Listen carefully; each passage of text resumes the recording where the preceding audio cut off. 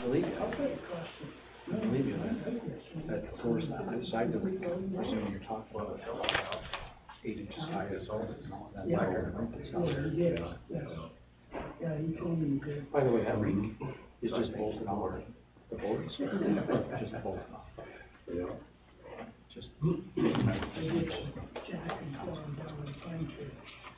My hell of a nice guy to work with. Very glad. Actually, I left the he was right there helping.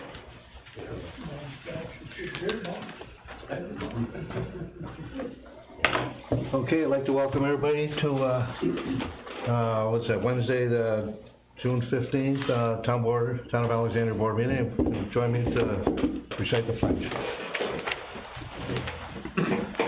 Pledge allegiance To the flag of the United States of America, and to the republic for which it stands, one nation, under God, indivisible, with liberty and justice for all.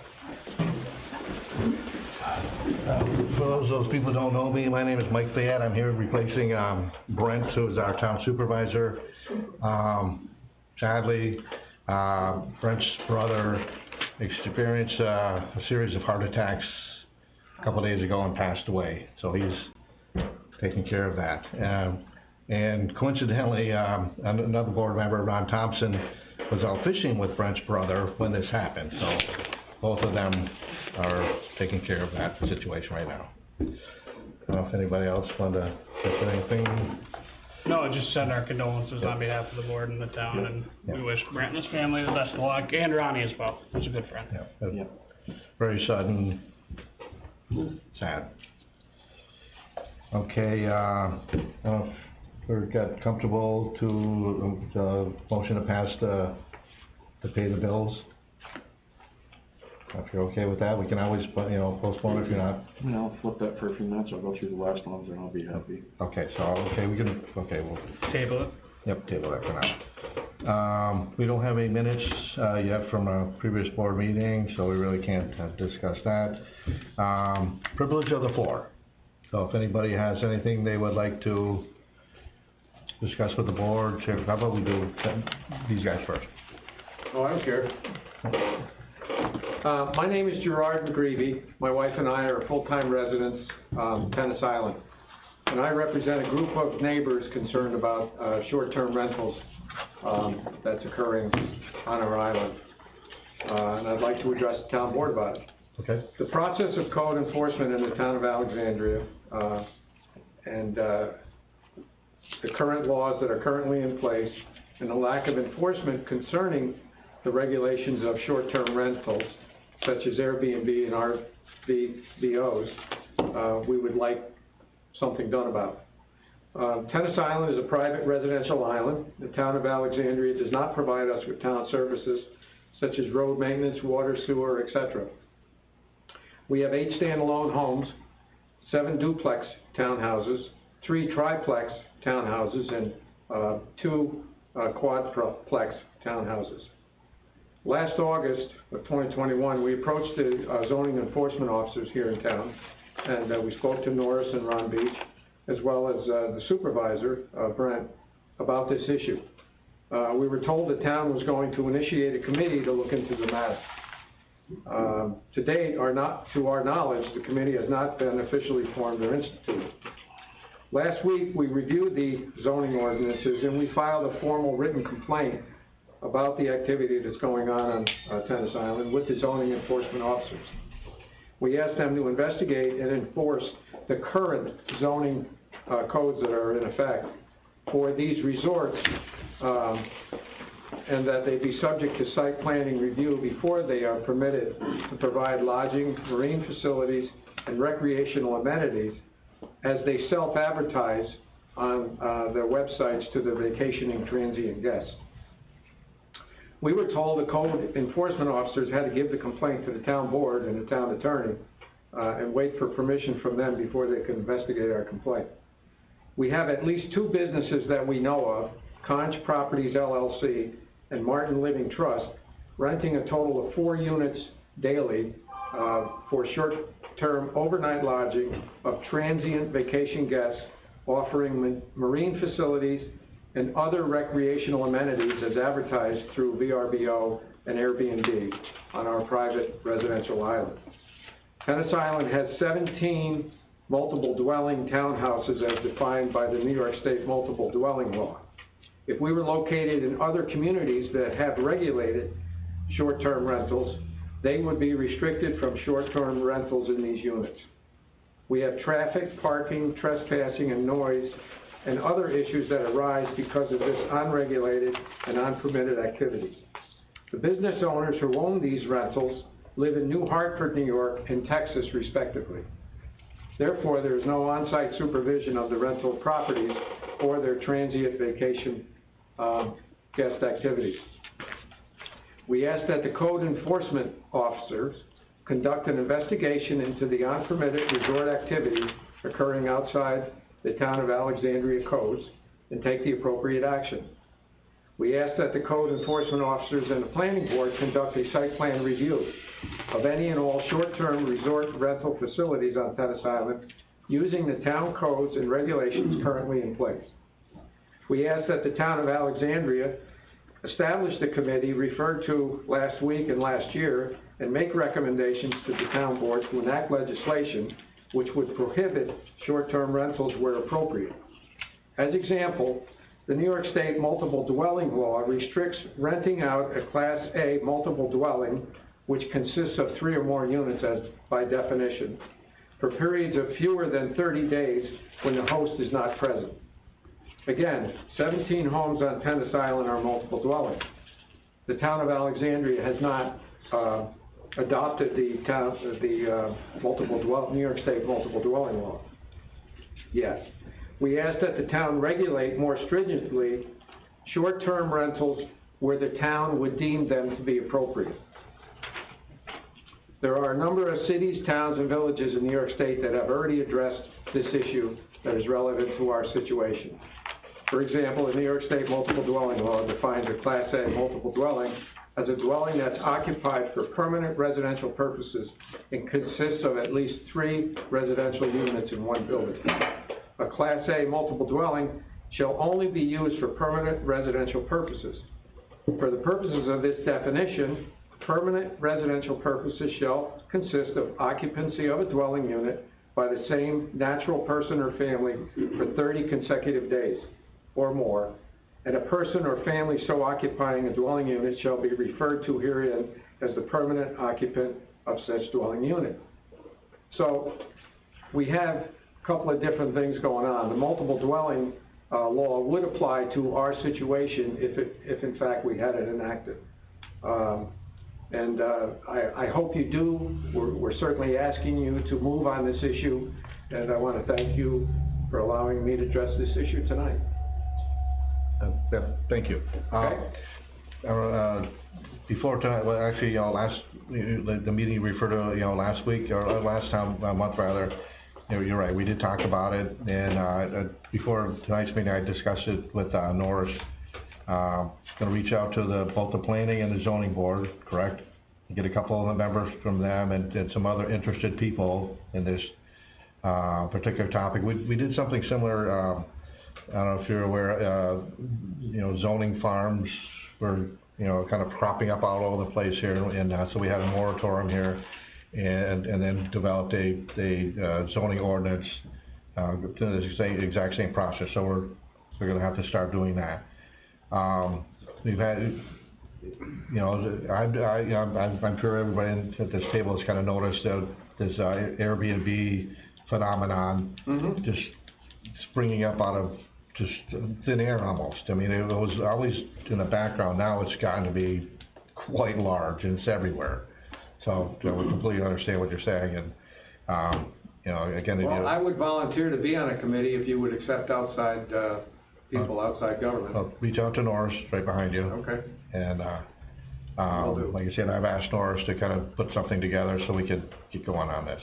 Thank you. In the meantime, with the codes that are currently on the books, what avenues do we have to get this to stop? We've already lived with it for a year plus, and now we're talking another summer of this, that we have to monitor these vacationers because nobody's there to monitor them. We have to watch for our assets that are on our dock, our boats, you know. So we have been subject to being the police of Tennis Island. There's nobody there to watch them, and we're going into our third year now of like, can we please do something with the codes that are currently on the books? I'd have to defer to Norris on that one. But Norris is deferring to you guys. He's a zoning guy. I gives our lawyer Monday night the paperwork that I got from them, and he's gonna look it over and get back to me. And I don't wanna do anything. unfortunately, there's a process on it, in this, it, you know, maddeningly sometimes takes a long time. I mean, I'm not trying to. So it's sitting with Wow. an attorney, Norris, and we're just waiting for a response from Andy. Yeah, I give him everything Okay, Monday night, and he said he'd get back to me in a few days. That's the way he works. okay. Okay, thank you. But keep in contact with us, Norris, and Will do, thank you. I'm sure you will. All right, thank you. I think you were asking? Yes. Thank you. My name is Perry Golden. I'm one of the candidates for Jefferson County Sheriff, and with your permission, I'd like to just take a brief few minutes and introduce my candidacy to the board and members in the audience.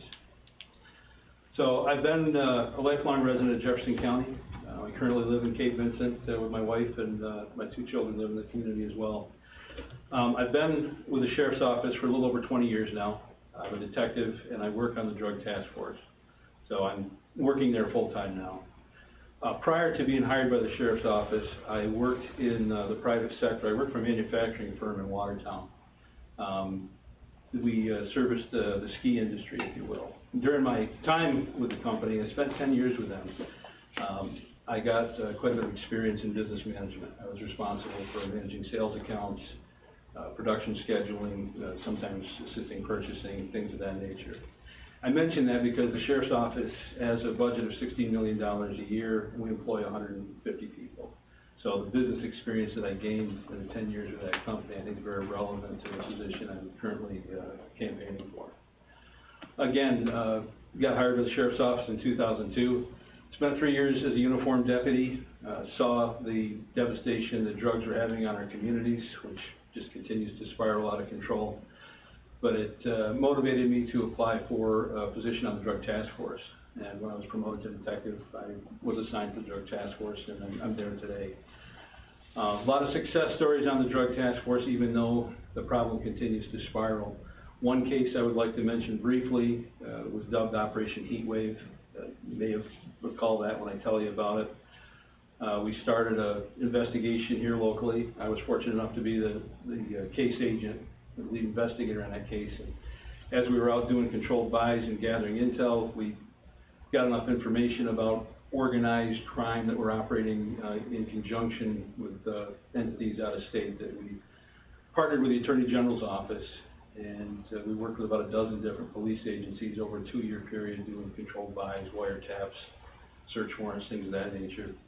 When we finally took the case down, we'd seized over 7 pounds of narcotics that were destined for the streets of our county. We indicted 54 individuals from Jefferson County, New York City, Philadelphia, Pennsylvania, as far away as Puerto Rico. Besides that, we seized a large number of illegal firearms.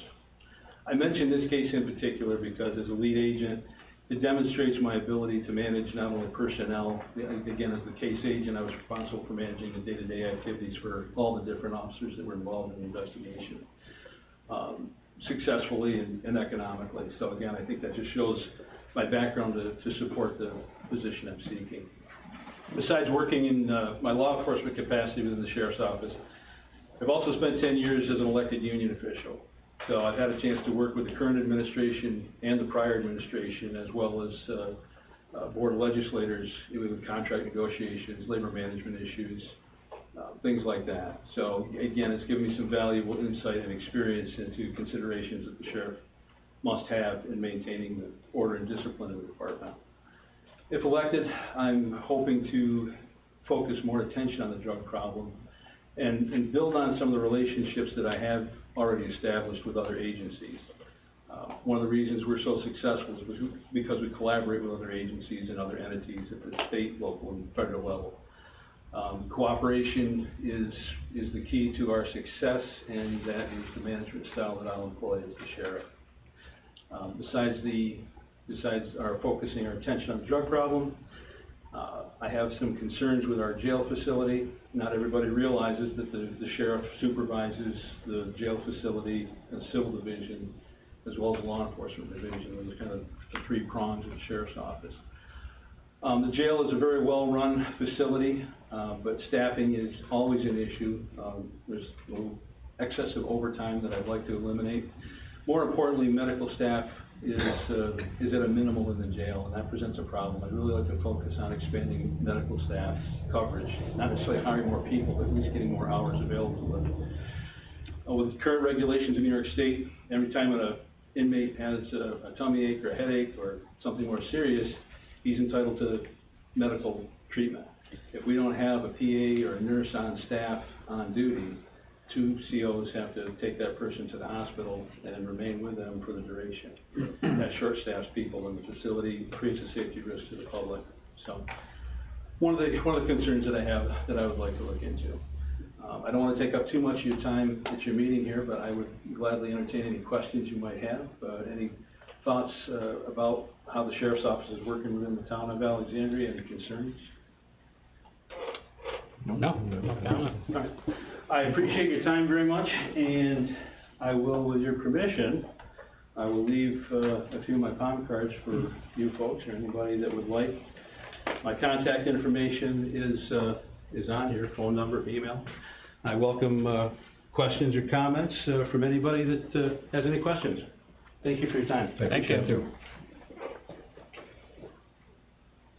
Anybody else have something they'd like to discuss the privilege of the floor? For those who don't know me, my name is Gerald Galash. I'm also a sheriff candidate. Started my career in 1994 with Carthage. Went to the sheriff's office 2003, so I've been there 19 years. Currently on the road patrol. Currently work at Alexandria Bay. I've been there for 17 years. So I do know a lot of you. Again, my platform is opioid crisis. As Mr. Golden said, he is on the task force. My view on it, we need more. We need more people on the task force. So my approach is going to be trying to reach out to the villages, incorporate those people into the task force. Because for one, as me, I work the village, so I know the faces, I know the homes, I know the names. That's essential to those guys. I think more needs to be done out in the county, not just city. I realize city has issues, but we need to work outside those boundaries also. My other focus is going to be pistol permit process, because I'm getting daily phone calls with it. I'm pro-Second Amendment. We don't have the staffing, and I will tell you straight up. We have 5 detectives. If they get a caseload, pistol permits go on hold. I've worked this process, so I know what it takes. With our current staffing, or at least we have recruits, we have 8 new recruits, so I have some ideas to actually speed that process up. I don't know if you know now, but the governor signed into law for semi-automatics, at least your ARs and stuff. That is going to be another permit process. That's a 90-day process. Right now, it's 6 months. It's supposed to be 6 months under CPL law, criminal procedure law. We're behind almost 300 permits. When I first started it, we were 3 years behind. So again, I know what it's going to take to speed this up, and already have ideas in place. If anybody has questions for me, I'd be glad to answer. No. Thank you. Yeah, thank you. Anybody else? Okay. if you wanna go back to the bills, I'm done with them. Okay, you all set? Yep. Okay.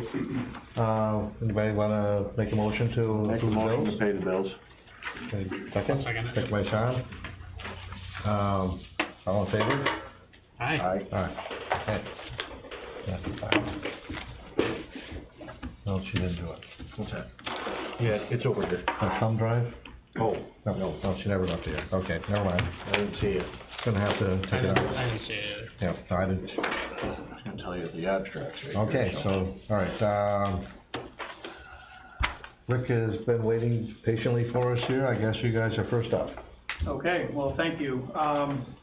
Apologize that we're kind of sitting over here off to the side, but I need to be connected to the big screen up there so everybody can see, and you guys are gonna have to turn around to see this, as well. But, thank you for the opportunity. Thought it would be a good time for us to actually update the town on the, rec center project. I'd like to I wanna introduce our team, technological wizardry here first, and see if I can get my program to work.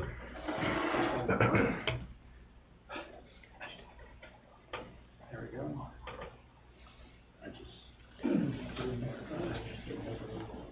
Okay, so, this is our, presentation for tonight. So I'd like to do a couple introductions. So I'm Rick Tagg. I'm the partner in charge from VCA Architects and Engineers on the project. With me is Aaron Becker. Aaron is our grants coordinator and funding application specialist.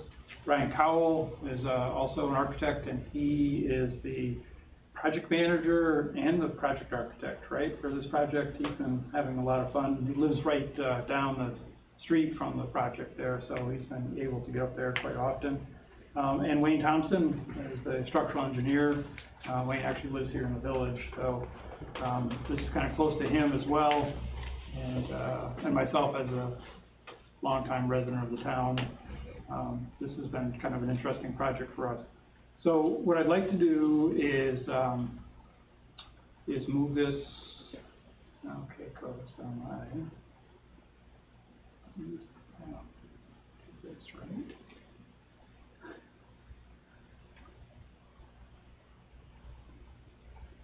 Nope. Okay, let me exit this. There we go. Okay, so this is what I'm more familiar with.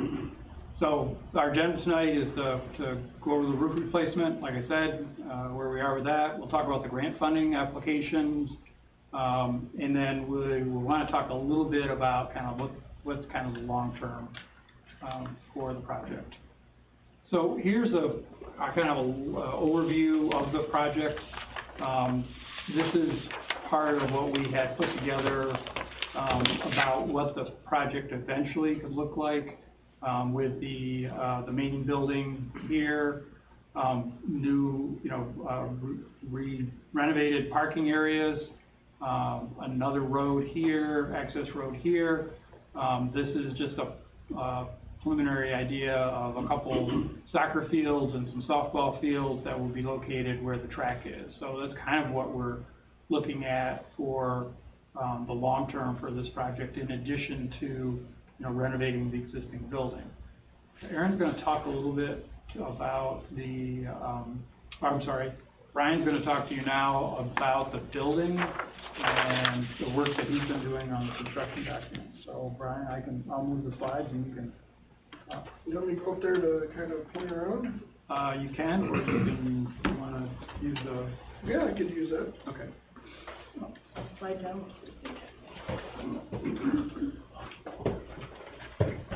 Thank you. Good evening, everyone. The first slide here is just a quick reference. This is about 3 years ago or so. And as Rick mentioned, there's two portions of this project. There's a roof replacement, and then there's an addition piece to it. So looking at this image from about 3 years ago, you can see how the roof right above the rink has been peeled back to membrane. And also you can see where the stage is off to the left. There was an addition put on where the roof is already caved in. In that area, I believe that's just, wood framing for the structure across. So this just kind of gives you a quick representation of the condition that the building is in right now. There you go. So the next slide I have here is the demolition roof plan that we have in the drawings, and the blue area represents the portion of the roof that's right above the rink where the insulation, like I mentioned, or the membrane has been peeled back. So in this blue area, we're going to basically take the membrane off, the ISO insulation, and the metal roof deck, take it right down to the structural steel, and at that point, we'll build it back with a new roof system. The area that's in the peach color is complete removal of the existing roof system. That will also include the structure and the walls below it to accommodate the addition that we're going to be putting on the end of the building there. So in this slide here, this is just an overall demolition view of the floor plan for the arena itself. What you see in peach there on the left-hand side is basically the work area that we're going to be in. And the peach designates the slab removal that we're going to have in there. In order to do some of the structure, we have to start cutting into the existing slab. So we're just going to take it back to certain points so you can pour it without, you know, piecemealing sections of existing concrete in. Where the stage is right now off the left of the arena, the rink, that concrete's in real poor shape right now. It's falling, cracking, so that we couldn't use anyways. But the intent was to try to tear off everything to kind of separate ourselves from the stables as well, which will give us access to the courtyard during construction. So this plan here is our large demolition plan. Down at the bottom, you'll see that gray shade. That's complete removal of everything, including the roof, the structure, the slab, and so on. All the walls will go. You just finger, you can zoom in on those. I don't know. No. Rear pointer up. Uh-oh. No, rear pointer up, sorry.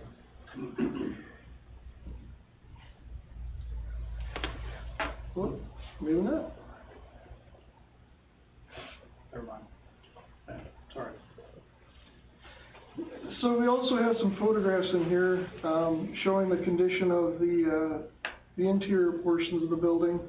So the contractor's going to know exactly what's in there, what they're going to have to be removing, what they're getting into.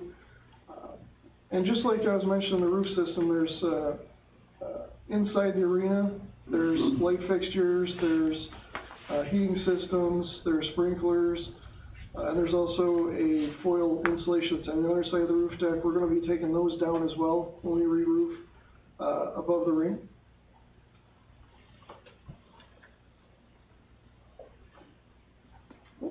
Went the wrong way. I'm going the wrong way again. There we go.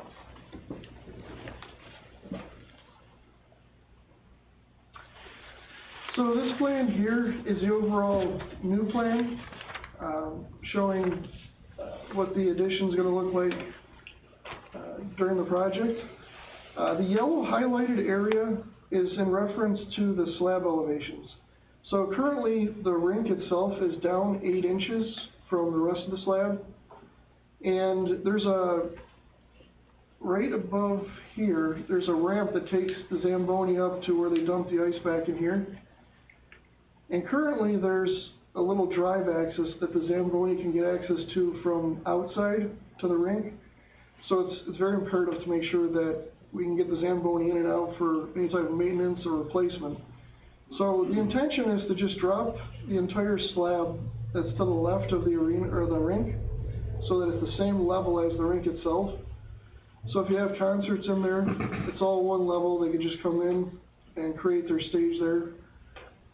That will create a little bit of a ramp down in this lower section here.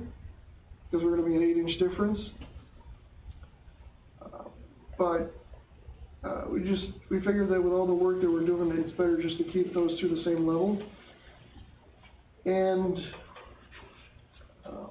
then this creates, this form of renovation with a structure, it actually creates more space mechanically to work in, because right now they have a bunch of posts, wood posts that are sitting in here, and we're just gonna get rid of all that, go back with steel.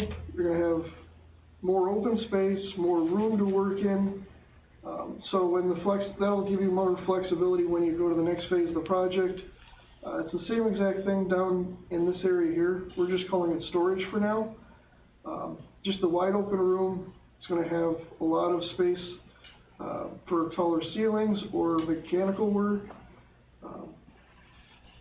And then we also did include a little passageway here when it comes to egress from the arena. That we can use as an alternate if we wanted to, because at this point, when this piece of the project is done, we won't be able to have a certificate of occupancy for it, because we don't have the power, the sprinkler, the fire alarm, and all the health and safety requirements. So I just want to make that a point so that Yeah, we're trying to plan ahead, so looking at, how the building will ultimately be used. Sure.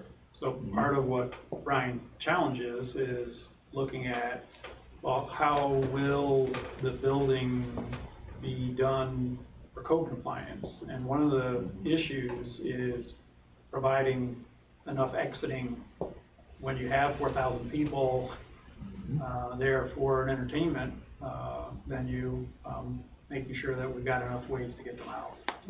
That upper left room that you were referred to before, is that where all the compressor is? Yes. Okay. Yep. So. Yeah, we're gonna try to keep as much of that area intact, and we'll just have to temporarily house it from the weather when the construction begins, so that it doesn't get damaged, but the intent is just to keep it there. We'll keep the slab under it so we don't have to move it, and we'll work around that piece. Okay.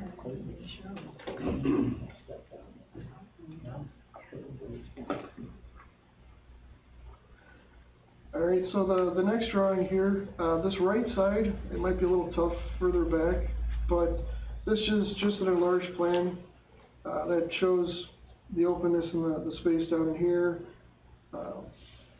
and the openness up in the mechanical room. The outside walls, we're looking at having the skin be metal panel just like it is now. Behind that, we're looking at zip sheathing with insulation.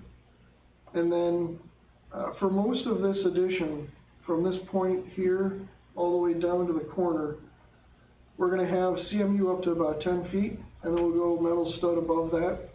That'll give you a little more durability in the walls.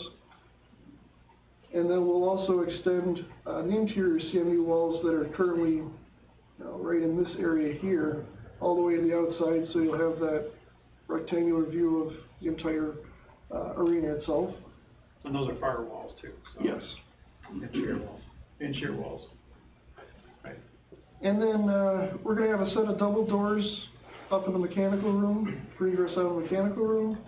You're going to have 2 sets of double doors up in here with an overhead door, so you can get the Zamboni or anything else in and out of the building. On the other side here, again, we'll have another double set of doors there. And then, like I mentioned before, there's a passage here for egress out of the arena itself. And then right now we're just showing a set of double doors giving you access from the outside to the storage room. This plan here is just an upper version. This is where the mezzanine level is. So we're just, right here we're just showing where we're coming back and attaching to the existing building in here.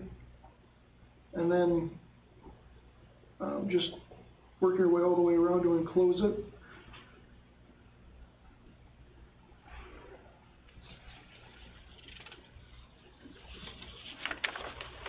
And then this is the new roof plan.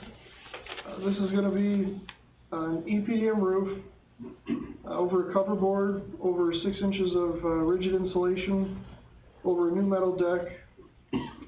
We're looking at a 20-year warranty on it, and we're gonna just extend this roof so that the slope continues all the way to the outside wall.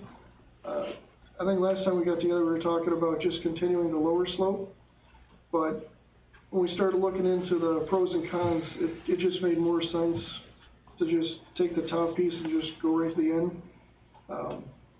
It's more economical at that point, and you get rid of all the different roof line. yeah, yep.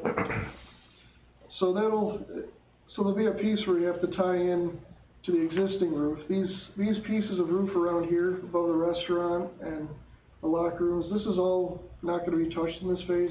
That roof is just gonna stay as it is. But I will have to have some, roof flashing done just to tie the walls in, where the addition meets those roofs. But you also notice that there is no equipment on the roof.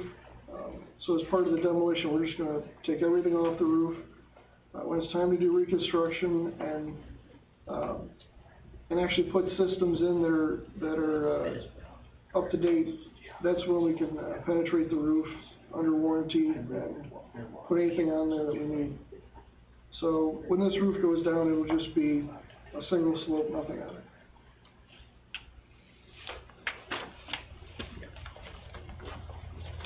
And then the last slide I believe I have here is a drawing that shows the upper portion here. This is just a section cut through so you can see how clean and clear it's going to be. The rigid frames are going to continue in the addition to match what's in the existing building, so you have some consistency between the two. Instead of seam members between them, we're going to be going back with joists. But we're just trying to keep the same look like it's always been there. And then the image down here is just an exterior elevation of that back wall. So you can see where the man doors are over in here, the overhead door, and the other two man doors there.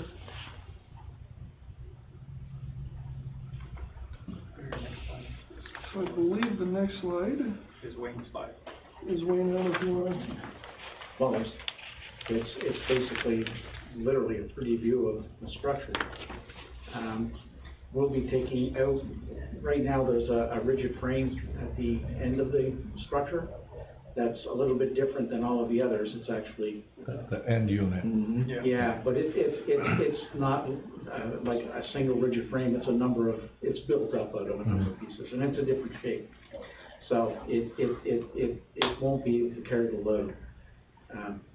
So we're going to take that one out. We're going to take that one out, add two more, and then we'll add a traditional rigid frame wind wall at the other end.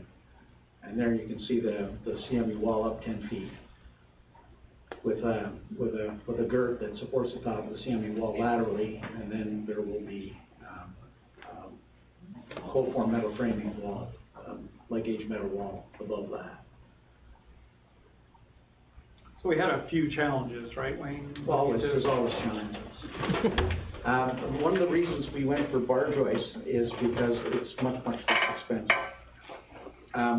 The codes allow the existing structure as long as we limit the increase of the loading on the existing structures. We don't have to really worry about the strength of that portion of the structure is deemed to be adequate. But in the new section, we have to meet the new codes, the current codes. So as a result, it would be just absolutely, I would have to put twice as many purlins as on the existing structure on the new structure. So it was much cheaper to go with the bar joists. Rick wasn't happy with that, but he. Well, I think our concern was just, that one frame at the end was actually lower. The ceiling height was lower. The ceiling height's already, as low as we'd ever really want it to be in the rest of the building.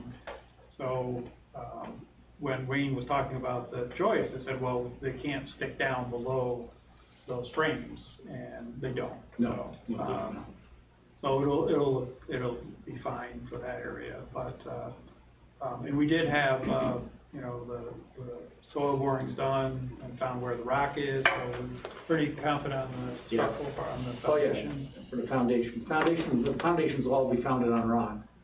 Yeah, how far down, how far below the, say like the skating surface About 6 is feet. rock? 6 feet. About 6 feet. Okay. The problem with the soil that's there, particularly where we're going to be putting the addition in, is the soil has a lot of organics in it, and it's not suitable, it wouldn't even be suitable for slab on. Yeah. Okay. Any questions? So I meant to say earlier that if you guys had any questions, you know, jump in and ask us as we go along here. I think we're gonna move to Aaron now and the funding report. Do you wanna work the slides Yeah. for me? So this is just basically the roof, project, extending the building to the, It's the roof and the Complete. addition, right? right. But It's there's not gonna be any of the demo, the restaurant portion in the front of the building, that kind of stuff. No, that's next phase. Right, okay. So I just wanted to give a quick funding report. Earlier this month, we submitted an application through the Northern Border Regional Commission Program. And that application was designed to focus on utility work, including water, sewer, and parking, and road areas, paving areas. We proposed the maximum amount possible, which was $1 million. And part of that application, we were able to get 15 letters of support from a variety of people covering 7 sectors of community leaders. So it ranges from Chuck Schumer to Elise Stefanik, Jefferson County Planning, IDA, Regional Economic Development. There was a tremendous amount of enthusiasm and support. So it's really nice to see that support, have that support with the application. I did print out those letters for Brent, but I'll just plan to send them in an email so that he has. Or you just give them Oh, right, or I give can. them the mic. I'll give them to you. Yeah. Yeah, sure. So we have high hopes for this award, and if awarded, we'll use the funds to the maximum amount, and if we're overlooked, we try again next year. And the timeline for that is we hope to hear an announcement in September. So while we wait for that. So can we just go to the next slide? I just wanted Sure. to show, actually, Brian. Sorry. So this slide is what we proposed for the Northern Border project. So, sorry. So in here, what was proposed is all the reconstruction of this parking, the reconstruction of this road, and the reconstruction of this road, and in addition,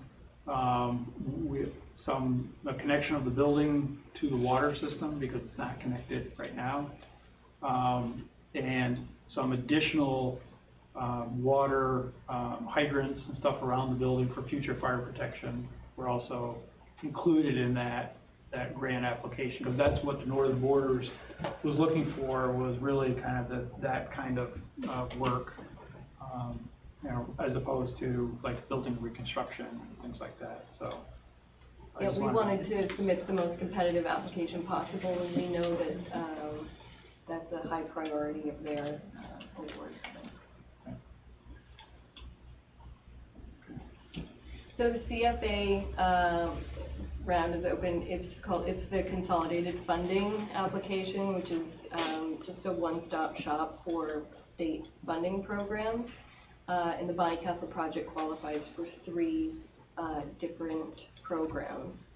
One of them is the Empire State Development Program, and our plans are to apply and propose building structure work. We'll propose, funds for that.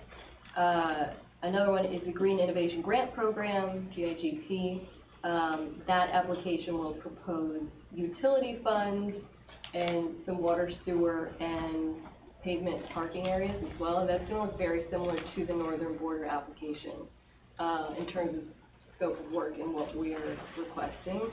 From the beginning, the strategy that we've all agreed on is to be pretty aggressive and to think offensively and defensively. And if we are overlooked for Northern Borders, this is our backup plan. Oftentimes the backup plan is a saver, so we have high hopes for that application as well. The third application we'll be applying for is the New York State Department of Parks, Recreation, and Historic Preservation. That application will propose development of recreation fields and walking trails. The timeline for these applications, the deadline is July 29th, so that's not a ton of time. It's 44 days away, but who's counting?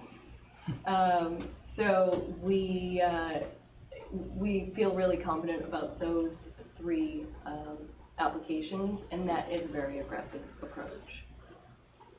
So we'll be back to the board because you will have to pass resolutions for those grants as part of the process. So we'll need to get when your dates will be, your meeting dates, so we can make sure that we don't miss those. Because we'll know. So Aaron's already done a great job in getting letters of support, so we can reuse those letters for this project as well. Again, like Aaron said, we have high hopes that we'll be able to, focus in on what these programs are looking for with this project, and hopefully we'll have some success. Yeah. And just for clarity purposes, we can apply for different programs for the same scope of work and not obligated to use any awarded funds if it conflicts with a different program, which is why we're being aggressive in applying for multiple programs, because we're not married to any of those award funds. In terms of, if you're curious about a general timeline, these awards announcements are typically November, December. So if it is awarded in December, design work would be middle of 2023. Project would go out to bid the end of 2023, and construction would be 2024. So it happens over a period of time. I think one of the things that's important to understand too with these grants is that, if you're not successful, you can apply again next year, but instead of 24, if you're successful, it's 25, and it just takes a while in order to, if you are successful, you're awarded the grant. By the time you get through the grant contract process and actually are allowed to go ahead and start spending money, even on the design work. Though sometimes they will reimburse you for previous design work, but most of the time they won't. It's just a longer process than it would be if you had money available that you could spend right away. There are additional CFA opportunities that we wanted to talk about. And as Rick mentioned, these things take time, and something you may be interested in is starting to think about a marketing plan now. And the Empire State Development Program has awarded projects in the past some marketing and planning funds, and to put toward a team and kind of putting together a whole comprehensive plan for how you plan to get visitors and tourists, past visitors, new visitors to the site. So maybe that's something worth considering now, even though it may not be on your radar at all. Things like this take time. Also, NYSERDA, which is an energy reduction program, and there's an opportunity there to explore energy-saving components for the ice rink. So that might be something worth considering as well. Okay, well, I don't want to take up all your time, so just wanted to run through kind of where we are with next steps. For the roof project, in addition, we're gonna complete our construction documents. We're in the process of reviewing the budget. I've actually reached out to a couple contractors that, I've reached out to in the past to see where we are with numbers, as far as this project goes. Pending the board's, agreement to go ahead and advertise for bid, we would advertise for bid, or contract, probably not start construction this year just because of the timing. But these would be the next steps for that project. Grant funding, we'll submit the CFAs, consolidated funding applications, wait for the northern border results. We'll keep looking for other grant opportunities. Things come up every once in a while. We had a couple that kind of popped up this spring out of the blue, and we tried to go for them, but nothing happened for those. So, and then I put the slide up there because I think the board needs to think about, or I would ask the board to, if we could have an opportunity to kind of review the long-term final use again, now that we're into the project, and, Brian and I have been looking at, well, how does the work we're doing, fit with the overall, we don't build a wall as part of this project and then find out we've got to tear it down and put a exit corridor in, so we're trying to plan for those things now. And then, what other, kind of unique opportunities do we have out there, that we could look at? One of the things that Aaron talked about with NYSERDA and energy is that, would this project be a good candidate for like a geothermal, energy system? Could you just put ground loops out in where the track is right now in that pond? When you fill that pond in, if you just put you put the ground loop in, and then that might be a possibility as opposed to drilling a lot of wells. Ice storage is another one. We did a project at JCC where they used compressors to make ice at night, and they stored it, and then they used that ice during the day to actually cool their buildings.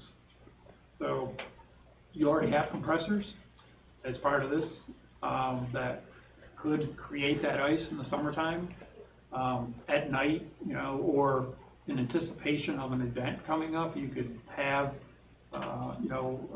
create this, and then you wouldn't have to have big cooling units for the building. You could just use the fan coil units with the ice storage system. So that's another possibility that you could look at, because you don't really need to cool the arena 24/7. You probably just need it for certain occasions. So is there a way to kind of maximize the ability to do that without having to spend a lot of money on equipment that would just sit there most of the time? So, so those are some things that, and I'm sure the board probably has some other ideas, for that, but, at some point we'd like to get together to talk about that. So, any questions for us on this at this point? So thank you for allowing us to do this. Apologize for some of the technical, but you've got copies, and we can give you more copies if you need. Yeah. Okay. Thank you. Thank you.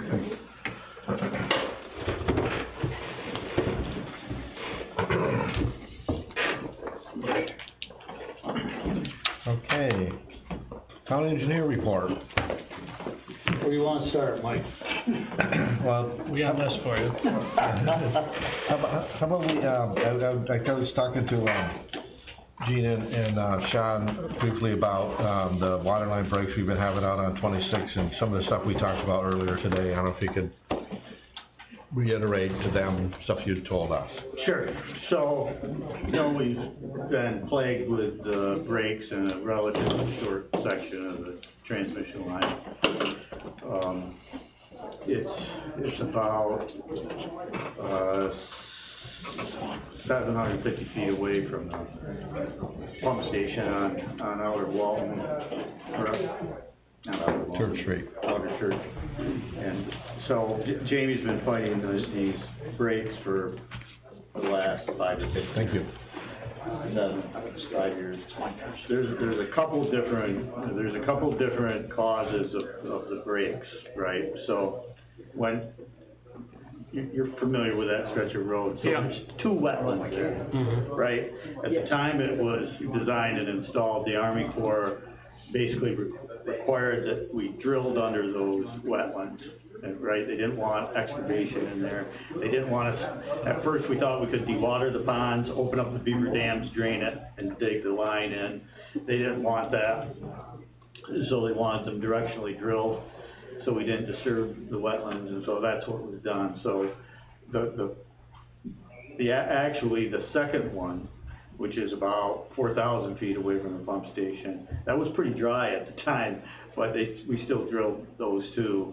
But there's about 2,500 feet in between those 2 areas. Now, when I say directionally drilled, that's pulling the HDPE pipe, the plastic pipe back. You're familiar with that, Yep. right? I mean, you guys know what directional drilling is. And then there's a ductile iron in between those, about 2,500 feet. The first 900 feet up to Sweet Storage driveway, from where the HDPE ends to Brent's driveway into the storage, is about 800-ish feet. That's where the leaks have been, and it's kind of off a steep bank, and it's in a wet area, okay? It's on the same side as him, it's on the other side. It's on, across the street Yeah, from that's what the I- storage. okay. Yeah, the pipeline's all on the other side of it. Yep. Okay, so, breaks have happened for a couple of reasons. The transition between the ductile iron and the polyethylene pulled apart and At 2 locations, Jamie? or just one. So what happens is that they found is that HDPE expands and contracts, and over time can loosen up that coupling. And that happened once, and we put it back together, and we restrained that fitting with rods and clamps, so it wouldn't come apart again. So that was one break. Then I don't know, the next one I think was a corrosion issue, right? And that was a hole in the line. Yeah, that's a hole in the pipe. Right.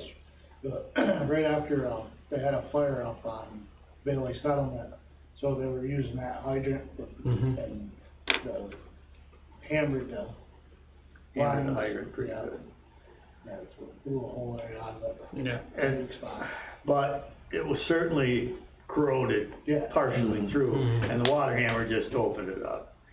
Then we had a water service, there's a 2-inch water service that the saddle, pulled out of the pipe because the saddle corroded, okay?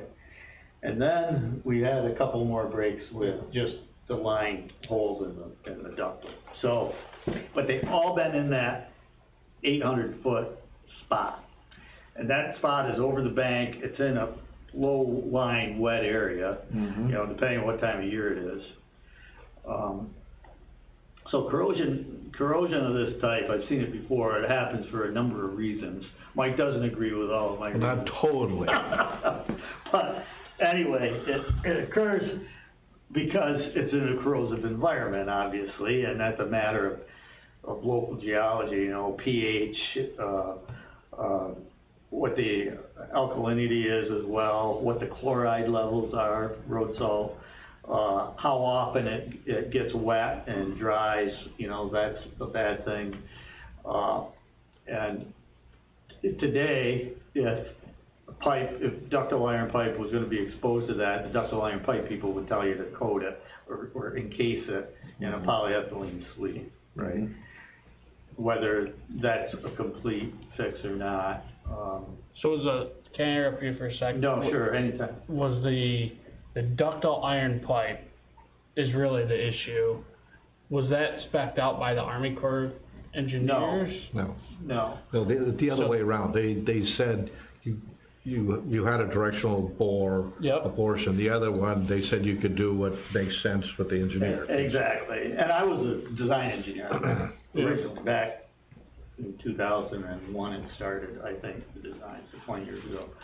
And ductile iron pipe was the pipe of choice then, Yeah. right? There's miles and miles of it out there. So it's 20. You learn a lot. It's 80-year-old, 100-year-old pipe, you know, you think cast iron, well, what's happened is ductile iron is different than cast iron. You know, the makeup of it is different, and they found it doesn't do well in corrosive environments. And being wet and being in like under a road ditch, I've got a problem in Dexter, right between Limerick and Dexter. That little strip of 180, their well is in Limerick, and they're obviously the water tank in Dexter, 8,000 feet of pipe, same problem. They have very high chloride levels, the pipe's right under the ditch. It's in a rock trench for part of it. You know, the salt comes off the road, goes into the ditch and sits around that pipe. And eventually it finds its way through. You have a little water hammer, you have something, find the weak spot, and it'll pop through. We've actually had to cut pieces of pipe out on 180 outside of Dexter. So I think what we're looking at is getting rid of the ductile in that stretch. I just think it's, I think that's the worst spot because of it's seen runoff, okay, it's in a wet area. I haven't done soil tests or water tests, but I would bet you the parameters would be up for a corrosive environment. I just think it's going to be a problem. And as Jamie said today earlier, you know, it's lucky it happened on a decent day in the summer, but middle of winter, that's no place. And you fixed some in the winter. No, they've all been. Has it all been in the summer? Yeah. So, how much we had a discussion today as how much do we replace and what's the relative cost. So, we got a price from a contractor.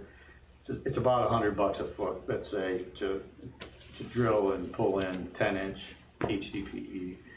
So if you do the spot, say it's 800-900 feet long, you know, it's 80, 90, 100 grand probably to pull that in. If you want to go all the way to where the HDPE is on the second wet area, you know, that's 2,500 feet, that's 250 grand. I drove it today a few times, and I just don't think that's at the same risk as the stuff is that's over that bank coming up to the cross. Have you had any leaks on that section, Jamie, or just going up that slope? No, nope. Just trying to think, no, not in the last 14 years. It's all been right in that Right in 800 that one section. spot. Like I said, as soon as I find that there's a leak somewhere, I know where to head, Yeah. you know? So get rid of that 800 foot and end the issue. So the question is then, so that's like a big anode, a sacrificial anode, like a zinc on your outboard, right? And that's kind of protecting everything else from corrosion, so the risk is, and you won't know this, is You just will it transfer change, will it find another place that the coating on the pipe is compromised? But on the other hand, it won't be in so much of a wet environment so that the risk level goes down, yeah. And really, the rest of that line from there all the way to Redwood, from the second wet area to Redwood, is pretty, dry. pretty well drained. And not any wet areas. The second wet area is you go past Walt Penny's house down into that dip, right? Yeah, That's the second one that you're. that's got plastic pipe in there. That has plastic. That has plastic That's what pipe in it. because what it is, like the pump house, and then there's 650 feet of plastic, and then there's the ductile that we're talking about, that's around 2,500 feet, and then you go down that sag, and that's where it's plastic again, and then when it comes out of the sag, like Taylor Road, something like that, it switches to ductile the rest of the way. And I'll be honest with you, in retrospect, obviously, we should have just bored another, another 800 feet and been out of it, but the issue wasn't really corrosion at the time, it was to avoid the wetlands. We had no idea that the corrosion was gonna be an issue. Yeah, at this stage of the game, it's not much of a, question whether we should or shouldn't, because we're gonna get. We got it. It could break, not, like, for the next year, nothing, or we could get like 10 of them. Yeah. But it's just this over and over and over, and You don't know and like, how long. like with the section he's talking over by Limerick, they're, these repair sleeves, they got them like one right after the other. Well, we actually had to cut some pieces out and put pipe in. Right, so- because you couldn't put sleeves. Yeah, on but top I'm of just sleeves. saying, we have a strong possibility of something like that. Yeah, and I'm dealing with the same thing over there. Their problem is a bigger problem. It's a 8,000 foot problem. And so we're trying to get money for that. So that was another discussion we had today, okay? It's $100,000. How do you handle that expense? You try to get funding, which will take time.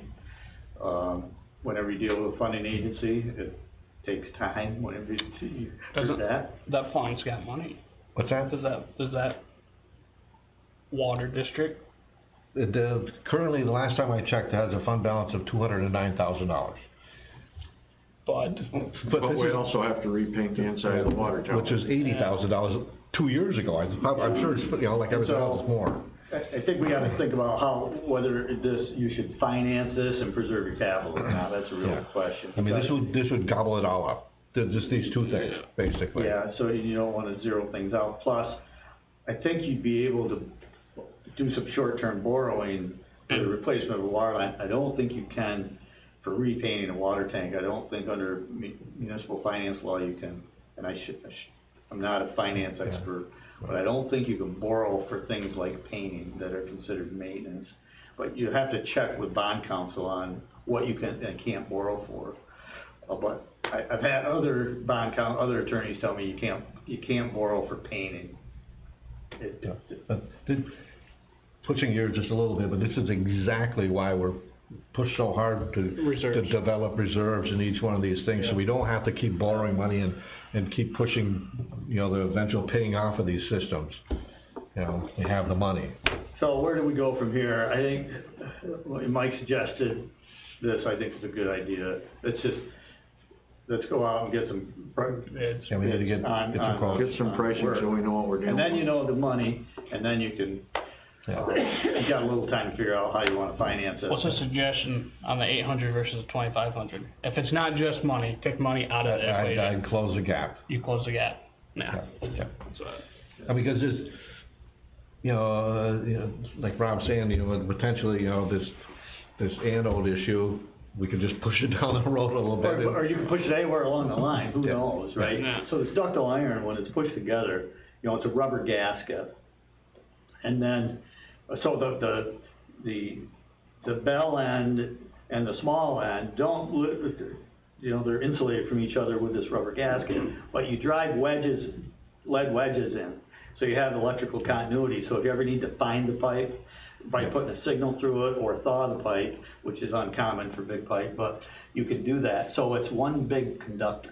Interesting. One big wire, basically. Not that too, but one of the leaks you talked about was with the transition from plastic to ductile. That was my biggest concern. So we would go from having multiple to just one. Yeah. Yeah, you really have to be careful with HDPE plastic pipe because it moves so much with temperature. It moves like 20 times more than steel does. Well, that's what I'm saying, the expansion and contraction of two different materials is something to think about as well. Because I'm sure as deep as those things may be, I'm sure the contractor didn't have it completely as deep as where they probably could have, because Oh, no, it's at, it's 5 foot buried depth. But, you get it like 30 below, it could get down into there. Well, really what happens is the water source from Alex Bay gets up in the low 70s in the summer, and then it's 32 degrees in the winter when it hits up. Yeah. I mean, and it cools the ground off, and that 40 40-degree differential causes those pipes to expand and contract. Like, like concrete pavement, you get expansion and contraction, and it might be each slab is only a fraction of an inch, but you total that up over a few miles. Right. Next thing you know, it's popping, you know. So I would say, let's get some prices on replacement, we'll pick it, and, you know, if the prices look good, you have more discussion, you wanna extend and do the 2,500, you got a little time probably to figure that out, but. Yeah, I mean, Just do it. yeah, first, let's get some quotes together, you know, there are some grants out there where you, like the Zamboni grant that we're getting, they're a reimbursable grant. You know, we spend the money and then we get, Might be able to. you know. And I think we make a few phone calls and see what might be out there. And then, you know, the administration of these grants isn't cheap, you know, you're gonna, at the time you pay me to do them and administer them isn't nothing. So you get, if it's only $100,000, I say only $100,000, you really might wanna think about whether it's even worth it. No, you mentioned that earlier, that's a good point as well. Yeah. I mean. Yeah, the Zamboni grant is a good example of that. We've been screwing around with that thing for like 5 years. Yeah, I guess my idea is you wait another year or two, cause if you have issues, it might be 200 a foot. You don't know. Well, HDPE, by the way, is the one pipe material we can get right now. Right. You can't get ductile for 6 to 9 months, and PVC is almost as bad. But HDPE, you can get. But the other thing, like everything else, it's not gonna get cheaper. No, I don't foresee that happening. No. Okay. But if you could get. Start on the bids. If you want me to put a little bid back, we gotta send it out. I think We can have that easily by your next meeting, I think. Okay. Okay? We'll have some prices back. And try that. Because this problem's not gonna solve itself. All right. Okay. So that's that. The other item that I have is the Goose Bay dock. We rebid that, right, if you remember? Oh, yeah. Okay. And you kinda broke it into. Totally new scope, pretty much. Well, no, not really, we just chopped it up. Yeah. We just chopped it up. Yep, there's like A, B, C, D, E, something like that. Should I leave one of these for Ronnie and one for Brent? Yeah, why don't you just put it right on top of that? Okay. So, Jerry, thanks for coming. All right. Good luck, buddy. Jerry, Good luck, thank you. where is, Brent? Well, just put them right here, cause, Okay. yeah, everything here is gonna end up with Brett. So what we did, and I'm gonna give you guys this, it's just so you have a point of reference. Okay. No, I guess I gave you these before. This is low tech, this is paper. Kinda prefer that these days. I can go back and look at paper later. So, Mike, I'll give you the full set. But anyway, so we kind of broke up well, let me walk you through this letter first, real quick. We got 3 base bid prices, DC Builders, TJ, Fiaco, and Luck Brothers, okay? And then we had a whole host of alternates, all right? So if you go to the 11 by 17, all right? What is the base bid cover? Base bid is basically just the ramp work, Okay, okay? I don't know if these guys are. And when I say just the ramp work, it's basically extending, leaving the precast. The precast that's there is in pretty good shape, but it's too short, it's not deep enough. So we're gonna dredge and lengthen that ramp by 40 feet, maybe, 60 feet. Get the exact, it's on the drawing. And so, there's some work also up on the shore associated with that. So the base bid is really limited to just that work. And then the alternates, you can see, the first alternate, rock removal, so that little parking area just to the right of the ramp, there's some rock there. We got a price to hammer or shoot that rock out of there. Okay, and that varied from $5,500 to $10,000, you can see. We estimated just 20 yards of rock's gotta come out. Alternate 1 was the cast-in-place concrete work associated with raising the bulkhead, so basically putting a channel on it and pouring pouring concrete over the top to get that 10 inches higher. At an elevation that Yeah. will meet with the, And also the approach up to that,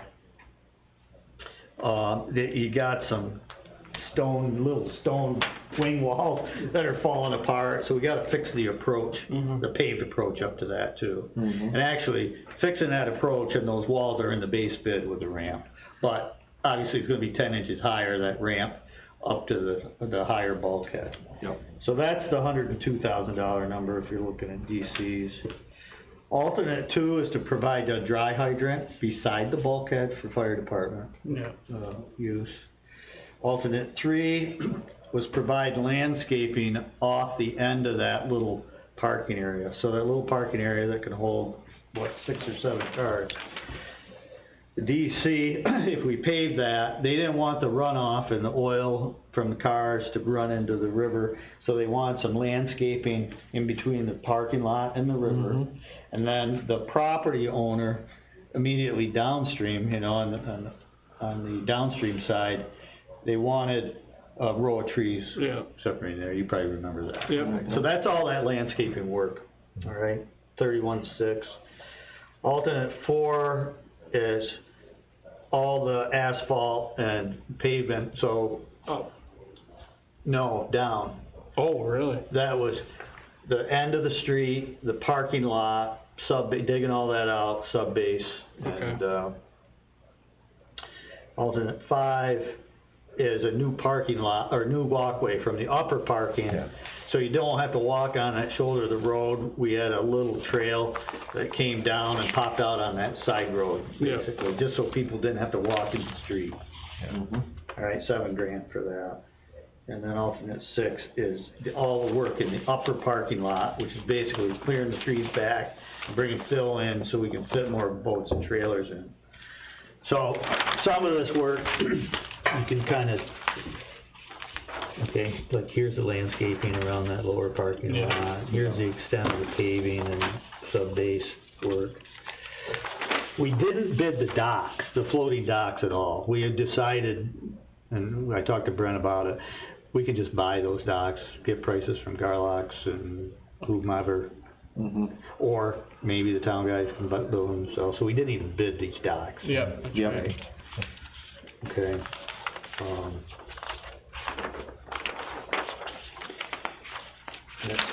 Here's what the upper parking lot would look like. So it kinda ends here. We're gonna make it as big as we can. There's wetlands. These are the wetland boundaries, alright? And we're gonna push up against it. Here's a little trail and some rock. that pops out on the street. Okay, we kinda took a shot at laying out this parking scheme, but. Alright, so. I think it was like around 350,000. So, we had a discussion after the bid. Mike was there, Brent was there, and this is off the cuff. The kind of the priority items, or what are the things you can live without. The sub-base and the asphalt work, really, you could do that later with suit coat or county contract. You don't really have to pave that little parking, that 6-spot parking area. You can kinda see how it's highlighted here. You don't, and so we highlighted the yellow ones are kind of the ones that we thought were probably a priority. You know, the ramp work, obviously, all the raising the bulkhead and, doing the landscaping, and then the walkway and all the work at the upper parking lot. So if we totaled those up, it came up to $371,000, all right? And you can add or subtract any of those. But we thought if we weren't gonna pave that little parking lot and do all the reconstruction of the asphalt, we weren't gonna bother taking the rock out. And maybe you'd rent a whole ram and take that out yourself someday, you know, for a week. You could probably pound that out of there in a few days, I don't know. So, I'm just gonna walk through the other pages. So the next page, this is just a copy of the pages out of DC Builder's bid, so you can see what he did. The base bid, the $175,000 covered mobilization, the turbidity curtain, and erosion control, you know, everything's gotta be done with a turbidity curtain out in the water. And then dredging, taking the material out at the toe of the ramp, placement of the new, concrete ramp. And then we do have some heavy stone that we put at the toe of the ramp, so the prop wash doesn't dig out, you know, when they load boats, it digs out. So that's how, the basis of the 175. And then you can see the alternates. So I just thought I'd make a copy of this bid. And then the budget would look like this. So originally we had a budget of $455, okay? That's this column. All right, you go right down to the bottom. That was our original budget. If we picked, and up here is some administrative fees, costs. These are our design fees, bidding, survey work we had to do, borings, all that stuff, okay? Okay. And then if we plug that 371, 350 in, all right, and kept a little contingency of 20 grand, we end up at about 495, up from the 455. Okay? So what that would mean, instead of the town contribution originally was 24 grand, all of the 455, okay? That would be 60. It would go, your town contribution would go up to 60 grand. Just, and again, this is just for discussion purposes.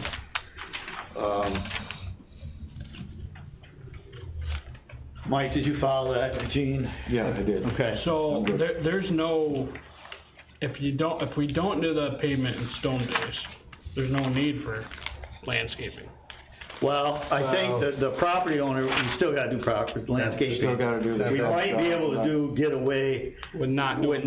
doing the rain garden. Yeah. If we leave it a stone, a permeable pavement, nothing's gonna run off into the river. We'd have to negotiate that with DC, but we might be able to knock a little money off that. But be nice to our neighbor. Seems, well, it's fine to be nice to the neighbor, Well, no, I mean, I but think- 31.6. I Yeah. agree, but I mean, we can't do nothing. Sure, yeah. Yeah, no, but I agree, they had the higher price if you look at the alternate. Yeah, it's, well, I think there's room for negotiation with DC on some of this. They're the low bidder, whether you just take the base bid or you take these alternates. So it's not like the low bidder's gonna change, right? I mean, what kind of, do we have an actual planting plan? There was, I did a planting plan, we called out the type of shrubs and trees. Well, we can price those out, and I don't wanna give Jamie more work to do, but I mean, it's just a matter of digging a hole and putting a tree in it, you know? Or you could get tree prices from landscape. I can do that. We got an excavator now.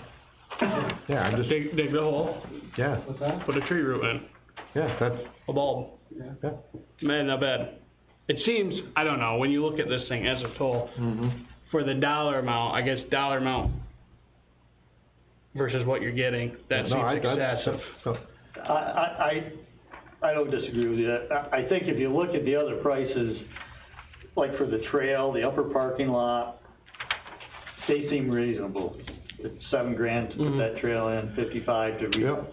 Yeah, I think that's not unreasonable. but we could probably do the planting for half that, I would imagine. You probably could. I would assume Yeah. so, yeah. The casket place, concrete work and the retaining wall, 100 grand, I don't know, Buddy Fiacco was 97.7. Those numbers are close. Yeah, So it probably is worth that. Did we have a, I can't recall, a budgeted amount to contribute to this project? Or were we planning on? So if you look at I think it's the last page, we actually talked about that and think, Yeah, the original contribution amount was the 20 20-something, right, 24? on the yellow budget sheet that they gave you. So that was the original amount that we said we. That you said you were committed to, so you'd have to find the other 40 grand somewhere. Right, well, I'm just saying, I think the original, you know, it was like 350 or something like that, and then when we got above that, it was like the 24. Right. And then now we're flipped above that.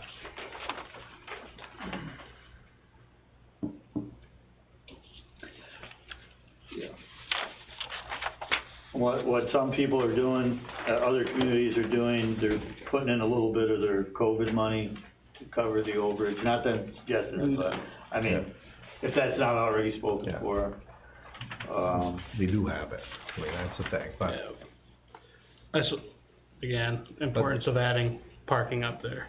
Is that a big? The parking is almost as important as the dock, believe it or not. It may even be more important. It's dangerous. Well, Gene, you probably see, they park all over the place. Both on the roads. Yeah, they're on the road. Like a personal parking lot. And one of the problems with the parking lot is people leave their boat trailers there all summer long. Yes.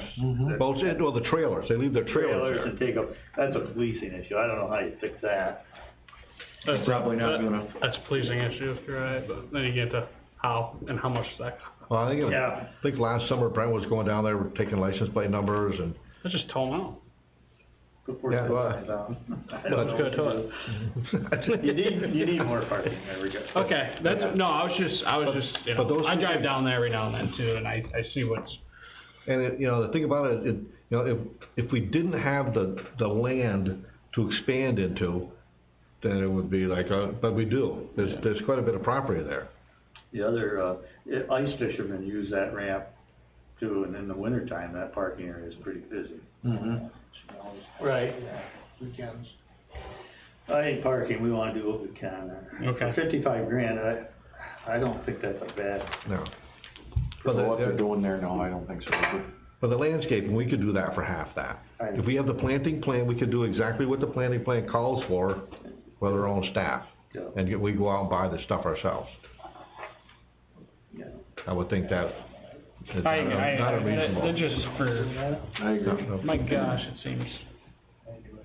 But I also don't, you know, the dry fire hydrant system, that was of importance to somebody at some, right, I mean. It is, we talked about that a little bit, could we put that in ourselves, buy the components and. Well, you know, when we were having this meeting, I remember, you know, after the contractors left, on the Otter Street Bridge, there's a dry hydrant there. There are hydrants on Otter Street. Couldn't we just take that off that bridge and stick it over here? You know, you probably salvage some of the things. I don't know if you're gonna get in trouble with the fire department by doing that. There's hydrants, they're gonna use the hydrants faster than they'll use that. You know, they have to be down so they don't freeze. There's a way to put them in correctly so they're usable all winter. Cause right now, nothing exists down there. No. I think of that stuff. Yeah. That seems more important to me than spending the 20 grand on trees. Me too, I agree with that. That seems like something I think we should. I know what you're saying there too, you can almost do the same thing. I was just trying to say, I would take the one off the frickin' Outer Street, and if that knocks a few bucks off, all the better. I got a question. You're gonna dredge, why can't you use some of that in the parking lot for fill? Probably will. Yeah. Depends what it is, how soupy it is. I know. Could you back it up, and maybe use it on the outside. They've been building Ronnie's parking lot with that for years. Yeah, it's not a tremendous amount of dredging we're doing, probably a handful of tandem loads. And they, Carnegie Bay Marina, they done that, they dredge. Yeah. And that's parking area. Yeah. That would save some money. Are we, passing a resolution on this? I did a draft resolution, if you want it, it's there, you can mark it up if you wanna pass a resolution and move forward and take the landscaping out of it, we can cross it off. If you wanna wait until Brent and Ronnie are here. I don't think it's crucial we do a resolution tonight, I don't know about you, so I just don't wait, let the full board talk about this. This is, work to be completed No, next year? for next year. Yeah, okay. Yeah. I mean, might they go in and do the parking lot work, maybe, you know, do something. I don't think they have the resources to do too much this fall. Okay, yep. Yeah, I think we just table that for, but I think those are my thoughts, I think we should get the hydrant. The proposed work would be like, we're talking about for next year. Is this bid still good for next year? Well, you'll wanna award it, I think they have 45 days. Okay. To hold the price. I'm not that worried about it, I think if we call DC and ask them, they'd be fine. Okay, so that will lock them in. If you have a special meeting, or any sort of meeting between now and your next Make a suggestion that we adjourn the meeting tonight and set a date next week to when everybody's back. we can do to that. take care of this, and then it's out of the, It'd be good to, It should get done, I think. At this point, it's yeah, just- let them buy it out, so they gotta buy the ramp sections, they gotta, let's buy it before material prices go up anymore. cause they're not gonna go down anymore. No, let them get POs cut, and, Yeah. yep, and then the Ready Commission wants to know when it's gonna happen. Mm-hmm. But I understand you're lacking 2 board members, so, Yeah, I'd feel better if the rest of them were here to make the decision. no, that's totally understandable.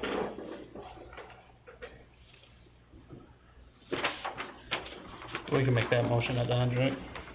Yeah, we can do that at the end and give them Yeah, time to okay. respond to tell us when it'll work for them. We got more, Campany on our, What else We do. am I supposed to be doing? the patch violations. Oh, Yeah, why would, yeah. they're in Brent's inbox, he's fine. Yeah. And he did mention that the status of the 80% reimbursement.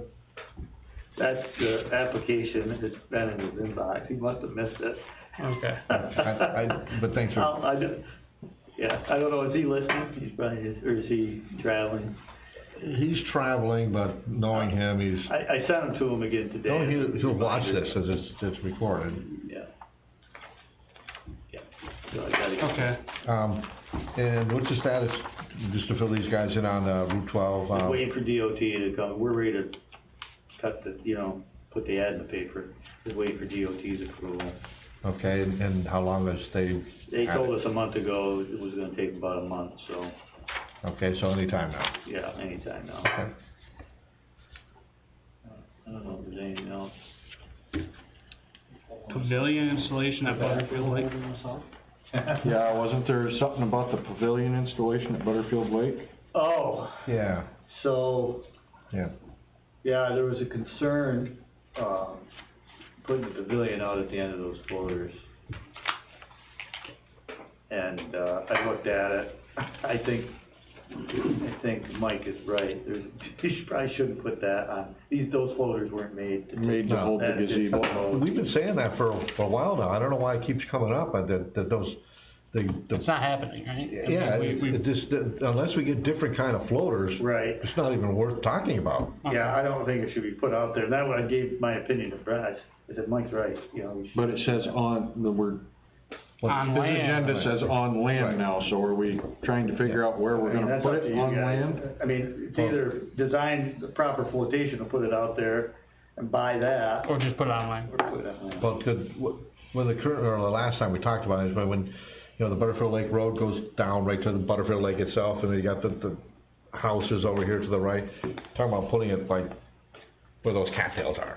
Well, we got a permit to make that access, to dredge that out, we got Mike a permit to dredge that out and put a stone ramp in. Right. That would be for both canoe access and snowmobile access in the winter, because there's a spring over where the boat launch is, the state boat launch is. There's a spring there, and it doesn't really ever freeze there. And Mike was concerned about snowmobilers going out to ice fishing stuff and breaking Okay. through. So he wanted to make this ramp, Okay, but that'll be to the left, boy, right? it's right off the end of Butterfield. Right off the end of the road. Right off the end of the Right. road. So have you say off the end of the road, but to the left-hand side or the right-hand It's side? the whole end of the The whole- road, kinda. It goes right to it. So do we have enough right-of-way, or not right, I don't town know, we'd have property? to look at that, I don't really know. I think what we were talking about is putting that pavilion somewhere left or right of where this You goes lose down. some of that ramp area, I think, unless you made it narrower. I'd have to look at it. Yeah. So I know we have that, I think we own all that. but Jamie, I'm not sure. well, we have that duplex pump, that's town property I don't know if it's- over there, right? Yeah, We'd have to look at it, that's where you it's want to just, put it. I mean, I wouldn't have. guy has the right of way. He's got that driveway that goes to his Right, camp. we can't block that, Yeah, but from there over, I believe we own all I that. believe so. How big is that pavilion? 12 feet? At least 10 by 10, that's, Certainly when you. 8 by 8, 10 by 10, something like that. But, that's kind of what the, cause there's no way it can be out on that floater, it's just, no way. I don't even know why Brent keeps bringing it up, but it's not possible. Cause the floats it was on before were much bigger. Oh, yeah, they were steel, those are the ones you tried to foam, right? Yeah. Yeah. Heavy. So anyway, I don't know if you could look into, see what the possibility Sure. of doing something on the land there. I can talk to Mike about it. Okay. Now, the thing about it is, I know the people that have the houses down there are not completely thrilled with some of the activity that's been happening there, so. Right. So I don't know what the solution is.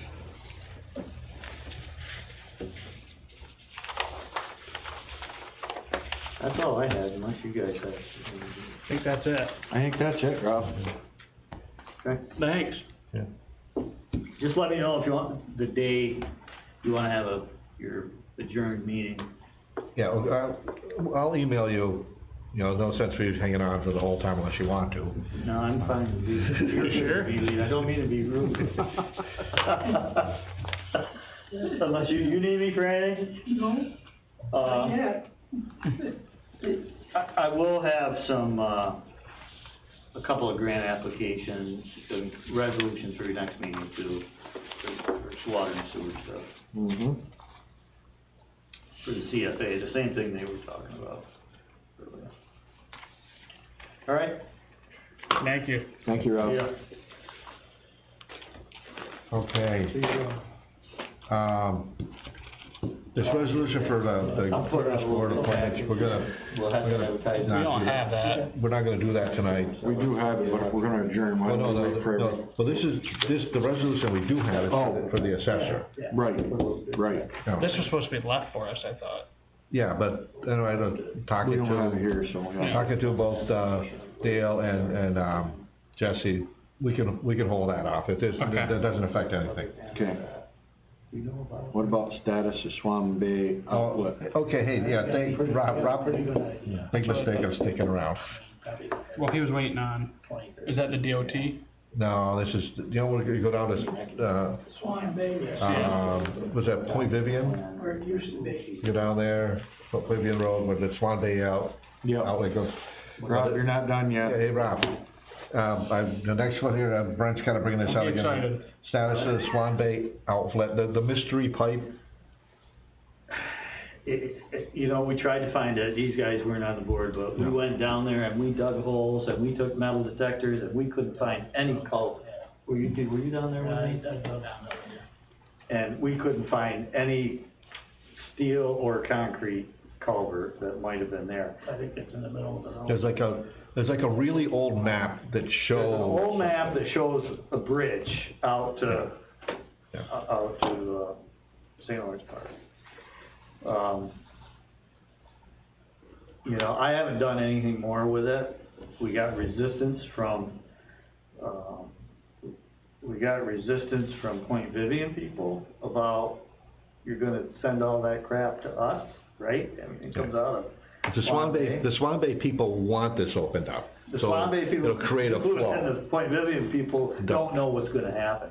The DEC said they'd look at it, but you're gonna have to evaluate how much sediment's gonna make its way through, where it's gonna go. I mean, you're gonna have to do an evaluation of exactly what this impact's gonna have. You're not gonna have to, you know, spend some money on an analysis of that. I mean, I don't know what the percentage would be, but whatever sediment is ending up getting caught at the end of Swan Bay is just gonna get transferred over to the riverside, Right. Point Vivian. Right. I mean, that's, So, you know, if you wanna reopen that, we got a long letter from the DEC about 4 or 5 years ago, all the things they wanted, right, which was quite lengthy. They didn't tell us no. As a matter of fact, I had a retired DEC administrator come down and look at it, a fisheries guy. He didn't think it was a significant impact at the time, any wildlife issues, but it's a sediment transport issue. You know, is the sediment transport gonna negatively impact downstream spawning areas? It's kind of what it's gonna come down to. But that's a whole evaluation. Mm-hmm. I mean, yeah. I'd have to hire somebody to do that. Yeah. Okay. figure that out, if you wanna pursue it. I mean, this is the first I've seen this come up in a while. Are the Swan Bay people still? Well, with high water, they're not, it's never an issue, but when Yeah. the next time low water or average water, you know, the end of that day, it's between the weed growth and still, it's an issue. Yeah. I mean, we can open it up again and revisit it with the DEC. And maybe that's something we talk when the full board is here. I know Brent gets calls. Well, that's what I'm saying, the fact that it's on here leads me to believe Brent's getting some. Yeah, I don't know anything about it, I haven't heard anything about it. It's just like a mosquito by your ear, you know, it's just always there. Yeah. Okay. All right. Now, can I go?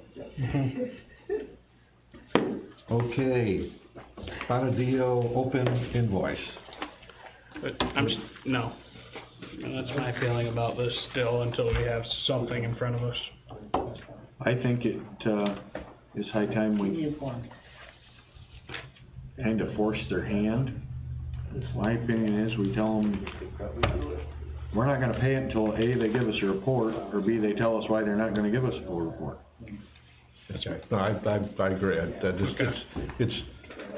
it's the stupidest situation we find ourselves in, that they want us to pay a bunch of money, but they're not gonna give us anything. Yeah. I've never heard anything like that. No.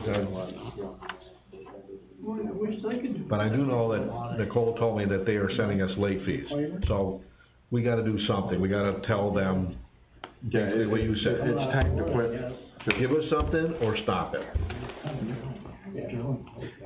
I just think we advise Brent to issue a response saying that. That's my opinion also. Okay. Norris, zoning report.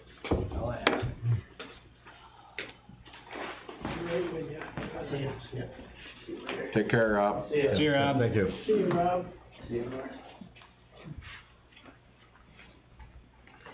I had a very good month, for the month of May, I'll tell you. We gave out 14 permits, making 32 year-to-date, 2 subdivisions, making 12 year-to-date, 3 variances granted, making 7, 0 variances denied, and that's 0 over there. We had 3 site plans, making 6, special use permit was 0. Violation letters was 5, making 16 been sent out year-to-date. 0 court cases for May. We did have court cases in June. And that's been put off for 30 days. Lot line adjustment, we had 1 making 4 year-to-date, and we had 4 foils making 6 year-to-date. And the income for the month of May, the total, was $3,130 we took in.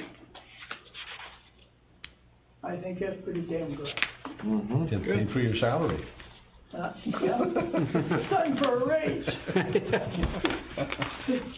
The one thing that, and I'm gonna tell you guys, there's a lot of people here, but if we have to do something with these places that are renting out for a week or whatever, and we have to get involved in that, we're gonna ask more money. 'Cause there's gonna be a lot of running for that. Well, I don't, Well, that's what I wanted to kind of discuss with you is we can't do nothing. I mean, that's not an option. You're right, you can't do nothing, you've gotta do something. So. you got, at least get that committee and get the Right. conversation. Right. For the record, I'm totally against regulating them. Totally against it. I think it's absolutely ridiculous. I think that these villages or cities or whoever is doing that is showing some losses because of the trying to regulate those. In addition to that, I think my biggest issue is a lot of these people who have them are people putting money into their places, and the payment back to the town or the village should be a recapture of their tax rate after they take care of them. One of my biggest issues, we've lost some wicked ground to Clayton, and the fact that aesthetically, Alex Bay is not nearly as appeasing as Clayton. Yeah. And the fact of the matter is, you step into the people who are actually investing into properties around here, you're done. You're shooting yourself in the foot. But I think it's important that we go through the process of getting that committee. You get the people like the gentleman here, Stacy was here last month. You also hear the other side of the story too. And- But I think that means a lot in general. And we could go and still have them, but we gotta permit them, they've gotta pay a fee for the year. Well, see, that's what, you know, well, I was gonna I'm say, just gonna say $150 or $200 a year, something, well, like, I don't know so if you we know recall, where they are. Phil Reed was here a few months ago talking about the same thing, and this is not gonna go away. So, we gotta do something, at what level, we'll have to figure out what that is. One of the bigger issues, you know, you say like, I understand what you're saying, like no regulation, but just so that the basic fairness is, if I have a hotel and I rent out hotel rooms, just like I have an Airbnb, I'm obviously renting out rooms. The difference is, these folks have to charge a bed tax. These folks don't pay anything. Yeah. So, that's not right. That needs to get taken care of. So, that's part of the regulation that needs to get. And we told Phil to go ahead and look at doing that. Right. And I'm all for there's a bunch of things that having need an to. issue with that with the Airbnbs. Yeah, They need a level of playing field. That's all I'm talking about. Yeah, and I think, I mean, what you would find is that people are just gonna throw that 8% or whatever it is onto the renter. Oh, yeah, yeah. Yeah, but no, that's what That's people what that. hotels do. That's what hotels That's what they do, so Right. it's not, But the thing is, you know, that so money it's a net goes, of what? but that money ends up going to the chamber, they advertise this area, people come to this area, they rent an Airbnb, and these folks get the best of both worlds, they don't have to pay for this. Yeah, well, that's if they get the advertising.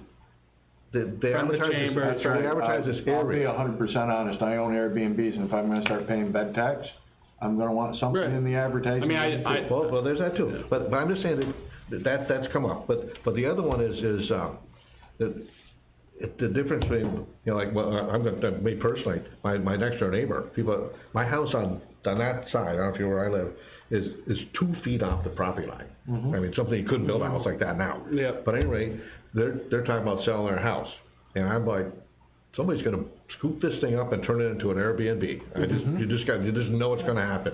So now I got two people 2 feet from my house. Yep. You know, I'm gonna buy this house, and I'm gonna do that. Yep. You know, so I got at least some kind of control over it. Now, the difference too, like hotels and things like that, those are kind of structures set up for these transient kind of places. So now these Airbnbs, you could rent it for a weekend, and then you know, just days, and you got constantly, your neighbors are constantly changing. And some people are good, some people do whatever they do. And that's not fair to the people that live there. No. And that's what these folks are saying. Yeah, They've invested a tremendous amount of money in one of those condos over there, and they got somebody that's showing up for a weekend, and they wanna maximize their enjoyment for the small amount of time they're here. They're gonna be there all hours of the day and night, having a grand time. I will say there is some more control with that compared to like a long-term rental though, right? Short-term renter, you can call the cops, trespass them off your property. thing is- Long-term renter, new rights. So if you have a long-term rental. Right. You aren't getting rid of those people.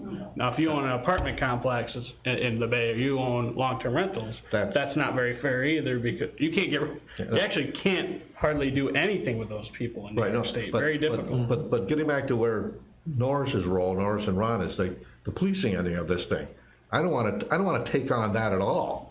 That's just like a nightmare. That's the big thing.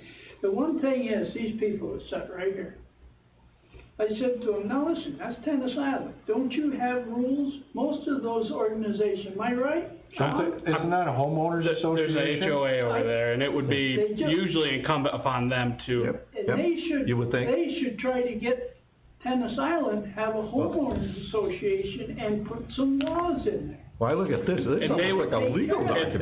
That's my opinion. And those fees should actually accommodate the regulations on it. So I got, I work in the real estate industry, so I got friends all over the country that do this stuff, and Lake Placid's a big one.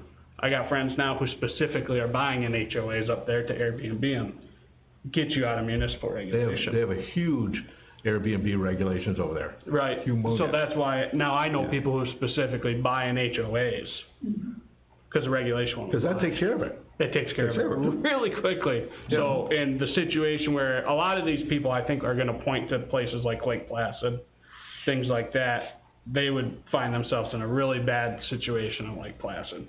Because they'll go for it. Now Saranac Lake, right, 8 miles or 10 miles down the road, 8 miles. have totally said, we're not regulating that. What have they gotten? An opportunity now. Right, it's, you know, you go down there and you talk to some people that Yeah. are buying and Yeah. it's an intriguing conversation, and don't get me wrong, I see both sides of the Yeah, story, so. I've discussed it, my son-in-law is from Saranac Lake, and he has 2 brothers that live up in Saranac Lake. One's in Lake Placid, one's in Saranac. And I've discussed it with them, I did this past winter when we went up to Lake Placid, and then we all went out to dinner, you know, one of them thinks it's a great thing, the other one, you know, Yeah. thinks it hurts Lake Placid. Yeah, I think what you'll end up seeing is a lot of these, I think bed tax is pretty inevitable with that situation, but permitting and regulating, huge undertaking. I mean, it's just like, it's why we give 14 grand to the county to watch, to police our dogs, that they don't do. Yeah, so they don't do it. Right, so, you know, it's just, it'll be interesting, but I think it's important that we still go through with the process of the committees and. I have, What? all the paperwork that they had on this, I give to the town lawyer. And Well, the thing he told is, me bottom he would- line, whatever we end up with, it gotta be reasonably easy to take care of, otherwise, we make it so frickin' stupid, it's not good for us, it's not good for anybody. Yeah. I agree. Like when Dale and I walked around Swan Bay, last week, and then, talked to the manager of their site a couple different times, and we got all done talking about, you know, the water and all that kind of stuff, and I was asking her, 'cause remember, last couple of years, was that Barton and Healy or Sargent's, they were getting all kind of complaints about the tiki bar and all that kind of stuff, and we have we do not have a noise ordinance in this town at all. And we don't really want one, Well, so, I mean, right, exactly.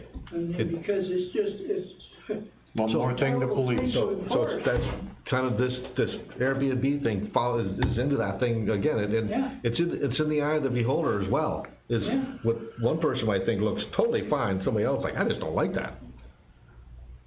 You know, but just wanna get this started, get something on the books, so when people say you got, you know, this is it right here, you know? Instead of we saying, throw our hands up, we have nothing, that, we don't look very good at when we do No. stuff like that. No. we gotta do something. Well, I think we should have some people that own Airbnbs on that committee also. Yep, both sides, yep. Yeah, I don't think, wanna have like 9 or 11 people, I don't wanna have that No. many. I'd like to keep it down to like 5 or 7 and no Right, more. yeah, don't have to, like 20 people kind of thing. No. But when we did the solar one, you had people from the planning and zoning boards, and then you had some farmers who I had had lots of land that had thoughts of becoming, you know, solar farmers, that kind of stuff, so you had both sides. Yeah. And I think we came up with a good ordinance. Now, just so you guys know it, the people that have the Sora Wine Farm. Yep. Brought us in diagrams of what they wanna do. And way in the back of the main farm is where the solar's gonna be. You aren't even gonna see it from the road. And then they're gonna plant berry bushes back there. Blueberry, raspberry, blackberry bushes back in there. Then out front, they're gonna have greenhouses. And they're gonna be fresh vegetables. And when they say greenhouse, they're saying 40 feet wide by 200 feet long. And they will be coming in for a site plan. Did they buy the whole thing? They bought everything, All acreage? all the acres. I see the house has still got a for sale sign on it. Yeah, That's well, pretty typical, I they just think don't ever. personally, I'm only going by what I've heard. They have leased it for 6 months. They're gonna do the haying and all this stuff. So, we'll see, you know, I mean, but they claim they're gonna come in by fall with their. So all these berry, they're planning on harvesting them and selling them. Yeah. Well, there's gonna be some deer. What Yeah. it's There's gonna gonna be. be some deer. Yeah. 6 acres. One thing is, I'll be waiting. Big garden, a garden right there for them, you got, a salad bar, you know? prime agricultural land there, am I right, Jamie? No, you do, Prime it's agricultural beautiful. land. Yeah, And if you remember right, Mike, in our solar law, we got some stipulations on on it. prime land, yeah. But by them going to the very back of the farm, where that land is not good, that personally, I don't see anything wrong with it. And all that electricity is gonna be for us. Yeah, It's all staying right here. I don't fully have a grasp on how that Yeah. works and how I that's don't get either, distributed, cause there's no, I mean, there's, right, it's Clayton's got, that farm is massive. And I own a place only a few miles down the road, I don't think our bills. Well, it's not like their electric rates are gonna go down. No, Yeah, you're I not, know. yeah, so how does it get Just go through the distributed? grid. Yeah, It might goes through the monopoly, be like which the gas, they I took just- the tax off, Yeah. the gas went up. yeah, and I think they filed with the commission yesterday to raise rates again, National Grid. I'm assuming as the solar comes on, they're gonna keep doing that, and they're making twice as much money now.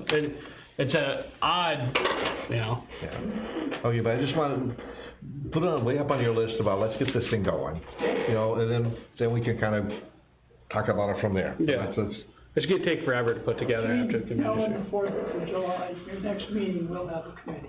Good, I don't see any problem with that, Mike. yeah. See, that's zoning report, right? Yep. Okay, I'm gonna go make a report in the men's room. okay, we know Jamie hasn't been doing anything at all for the last week or so. No, had a water leak, about 140,000 gallons we lost. Jeez. That was long. Not when you punch a hole in the line that big. Yeah. Yeah, it was the soupy, they're pumping away just to keep the, you know, Yeah, the second leak we standing had, in water to get that down pump's in couldn't there. keep up, so. So let me ask you, and you'll know this, that we lose that amount of water, we pay the village. We don't, Redwood does. That district pays for that, Okay. yeah. Cause the village has a meter right at that pump station, and anything that goes out there, however it gets used, they're gonna send us a bill. Okay. I mean, really, 140,000 equivalents to $600. Yeah. Is it, okay. Yeah. Cause it's what their rates are what, I think it's 5? Remember how much it is per thousand? I could pull it up on my phone and tell you. Yeah, but I mean, so if you, let's I don't just say know, it it's goes 5, in my and it's 140,000, so it's 140 times 5. Okay. That's, I mean, Yeah, it's bad, but it's. yeah, yeah, but, it's not as bad as it sounds. Yeah. Yeah, No. okay. but, because this is something, you know, in today's water and sewer meeting, what annually should happen, and it hasn't happened until probably within the last, I don't know, 4 years maybe, is when we get to, the town of Alexandria gets a budget time. And when it gets to the water district, literally, you got revenues and expenses. Expenses, one of them would be his salary. Yeah. And then other, you know, fixing his breaks and stuff like that. Well, revenues is everybody paying. Yeah. How much they pay. So, how many EDUs times whatever the rate is, that's how much revenue. And then we never really count on late fees. That's kind of this extra money, you don't, cause you don't know Right, you don't your want it, changes. you actually don't want it, yeah. So this $600 is gonna, gets factored in there, and then, you know, if we're short, you gotta make it up somehow. All right, so in the DPW, we've been up to the, stables. We've, loaded out 6 30-yard dumpsters. All the boats are gone. All the bolts are gone, the back building is pretty well cleaned, I mean, we gotta go in there with a dump trailer and just hand pick up some stuff. I would like for the board to just go up there and walk around with me and just get a plan, you know, Sure. I mean. Now, I know you guys mowed a whole lot, I mean, it looks tremendous. Right now, we have the ability to mow all the way around, the building, you know, so we can keep that cleaned up. My plan is to, kinda keep working out, Good. um, Nibble away on it so we can find whatever might be in the tall grass. yeah, I mean, so. Now, something else that, I'm not to keep cutting you off, that you brought up is, we got all that white plastic fencing. Yes. Some amount of it we're gonna use, but the rest of it, I don't know, We're talking about just stacking it up in the corner of, the pole barn. We should probably just put it out to bid. I think it was probably not a bad thought, get a little bit of, few bucks out of it, but, No. now, not every post is in concrete, but some of them are, right? Some of them, yeah, So we can, but they've been out in the sun for so long, they're kind of, some of it's brittle, right? Yeah. You know, you pull it out, they kind of break apart. I think every post they put in there, they drink a case of beer and put down inside there. Well, that too. So when you pull the post, you get to pick up all the beer cans, whatever else. I mean, it's just, Yeah, we're working on it, I mean, yeah. by the sounds of it, we got time. But we should, you know, we got that, I the think we got pole, lots of time. yeah, the pole barn's all cleared out, right? Yep, Some, one side to the other. So it would seem that you could get some of that stuff and kind of neatly pile it up at one end. so there's some stone, decorative stone in there.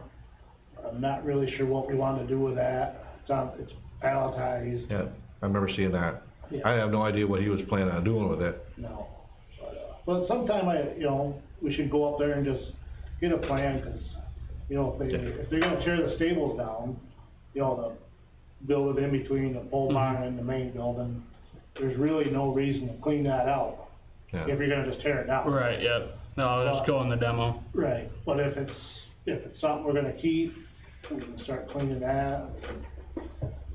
Yep. I don't think there was, like, there's two wings that connect to that pole barn. I think the plan always was there was only gonna be one. I don't know if it was down the middle or down one side like it is, you know, is now, but what's there now is not gonna be there. We gotta figure out what we're gonna do with tires. 'Cause What's that? Tires, there's piles and piles of tires. Well, I guess, Tire day? well, I would take one car tire. Yeah. I use them for foundation. I've got an idea, Jamie, let me talk to my gun club. There, Yeah. make a great backstop. I gotta make my berm higher. Actually, it Start would make piling a good- tires and filling them in. Fill with dirt. It would work. I know, I get them and I fill them with concrete and put an anchor bolt in them. Mhm. So let me talk to them and I'll get back to you. Alright, no, they're not going anywhere. I didn't think they were. Go on more, I got somebody. Yeah. And then we got oil, there's, 5-gallon pails of oil and, Now, the 55-gallon drums are up there, they're all gone? yes. Okay, good. There's just some 5-gallon pails, we gotta figure out what we're gonna do with them. Okay. Find a shop that burns waste oil and take it to them. Yeah, you really don't know what's in them. Yeah. Well, give them fair warning, see if they still want them. Yeah. I know, I don't know, it was DOH or DEC, one or the other, they have like the hazardous material pickup. Mm-hmm. I saw one in the paper not that long ago. They do it like once a year, I think. Yeah. Look into that, see, 'cause you can kind of pound it off on them. Okay. Just gonna keep working away at it. Okay? Long-term project. Okay, I got, Jay's sewer report here, give me a second. I'm gonna go home, fellas. See you later, Norris. Have a good one, Norris. Yep, see you later. Okay, this is, sewer report, regular daily, weekly, and monthly duties and reports. Number 2, help with the water department as needed. 3, he ordered the UV light system. DEC is having to wait until November to install, so we are not without disinfection during our required period. Number 4 is he ordered a new vac trailer that we gave him permission to order. Should see it in August, 8 weeks to build. Good. Been, like Jamie mentioned, been working on the cleanup up at the stables. And sent it for renewal for his DOH water license.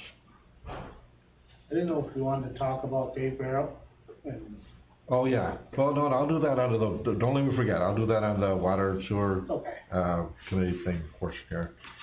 Okay, arena report, I don't have one. I had a call from Steve Jarvis the other day on, I think it was either Saturday or Sunday, asking if, cause it was like raining, and wonder if it was open for pickleball on weekends. Is it open for pickleball on weekends? Not if it's not scheduled with, Okay, I didn't think, you know, unless there's somebody there to unlock the door, and I remember we talked about that, have like an honor system Yeah. thing, you know, I don't know if that ever, I told him I have no idea. no, it wouldn't be.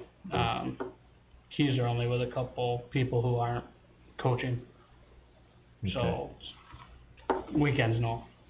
Okay, are we ever gonna, I just don't see.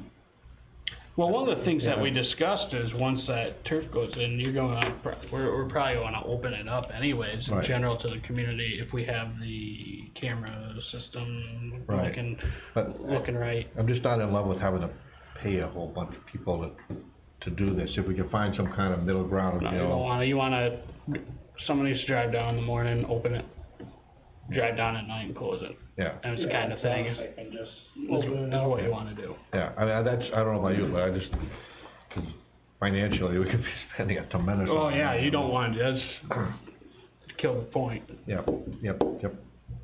Okay, youth program report. Yeah, so we hired Nakia, obviously, she's our new youth coordinator, she's getting off to a pretty good start. Everyone knows, I think Maria left at the beginning of June. So she is gone then? Yeah, June 3rd or 4th, she actually cut out a little bit early. Okay. So Nakia kind of picked up immediately, which is good. So she's been working a lot on just some formality stuff. I know today the website finally got updated with Matt Turcott. Her contact information's in there. She now has, I think, all the logins for everything that we use, whether it be Facebook, Amazon, Canva, whatever, all apps. That was kind of a struggle. I don't know, it shouldn't have been a struggle, but to get it from the predecessor is a struggle. We spent a lot of time in the shed already. I see the door was open earlier today. I think she's made 4 or 5 trips up there, getting rid of a lot of the junk, which is a lot of stuff right now, clearing out mice nest out of most everything. Starting to build a comprehensive list of things that we're gonna need for next year, so we're prepped for budget time. And we're really, Matt Chase, who's the associate director, and I have met with her, and the big message is, let's try to be more proactive in things, so we're getting, like our jersey orders already going in this week for youth soccer, and it doesn't start for 2 or 3 weeks, where it used to be, we used to wait for registration. Well, at this point, you know, mine and Matt's thought is, we've seen enough, you know, approximately what we're gonna need, let's get them here, so kids have them right off the get-go. We got sponsors for those anyways too, so it's not like a very huge expense for the town. And we've kinda committed to a gentleman named Jim Walters, I don't know if you know him, but he's, Matt Chase knew him very well, and the benefit there is, I think his printing shop's down in Syracuse, so if we get to the stage where we need a jersey here, he can just run it down. So, a lot of really good things happening. One of the big things that I stressed with her over the past 2 days is getting stuff back in the TI Sun. Yes, that would be good. Which I know is it's a big deal for a lot of people. That is, it's perception is reality, when you see it. Yep.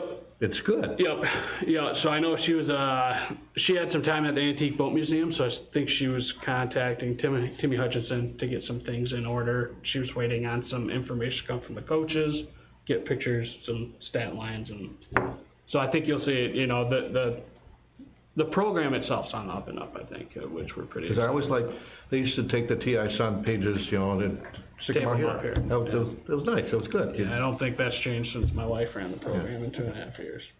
But it's something that's gonna happen. And I don't know if it was like a week or so ago, and there was some email between you and Brent and all the rest of us about a storage building of some variety that was mouse-proof. Yes. Yes. And I know Gene talked about Econics, which those are cool too, but I was kinda thinking, it just seems to me like the current arena building, eventually is not gonna be an arena building anymore. Yep. And especially once we get the turf, there's a lot of the youth stuff is gonna be happening right there. Yep, There's, you know, you got the Baptist church side, yep, I don't know, the property line behind, extends out. it's quite a ways out. Why don't we just see about extending that building? And you got that locker room right there, just so you can have a man door inside, Yep. connect to that. It's all enclosed. I think that would be the cheapest way to go. Yep. And it's right there. Having it here is pointless. Yeah. Everything you're gonna be doing is over there. Yeah, yeah, you know, There's I think. power, there's everything. Long-term vision is either, which I brought the rink up before, but obviously currently, there's not gonna be room there for 4 or 5 years, most likely, even probably past, until Bonnie Castle's good to go, but that makes sense. So why not do it now? Yep. Storage is storage. Well, we need to. Yeah. I mean, no matter what, we need something. I mean, it doesn't make sense to go buy turf for $100,000 and not put it in the safe spot, I'm just saying this, we have. and it's right there. Right there. Yep, You know, we should get some estimates. yep, Let's see how much. yep, I agree with that. That's good with me. You know, I mean, this is dumb. Yes, it is. Yeah. Well, it's, you know, I guess, like, I'm telling, you know, Nakia now, anything that's salvageable that we're getting back, she's throwing in that cubicle for right now. Well, So I'm not gonna keep setting it outside to get eaten. I mean, everything that's in there, we could put down there, it'd be better storage, it'd be dry, you could get at it, all that Yeah. kind of stuff. We could repurpose that building for, anything the DPW could, I'm sure you could use those buildings for stuff. If nothing else, we could put it up at the transfer You station. know, amazing me, town-wide, we just don't have that much storage. Yeah, well, I mean, now that we have the Stables, that changes, pole barn, right, yeah. I mean, for Yeah, equipment. yeah, that'll- I'm just saying, we could repurpose that, it's not like they'd be lost, you'd be in a better situation down there. and I think the conversation popped up before, even if they don't find use for them, you just auction these off and bid them out or whatever. Could do that as too, well. yep. But no doubt, that's a pretty solid idea. There's actually, the asphalt extends out, I think, Yeah. probably 10 or 12 feet. Exactly. So it'd be nothing probably to There's 3 sides and a roof, 3 sides and a roof. Yeah. but we should get an estimate, I don't know if you wanna kinda look into that. Yep, we can do that.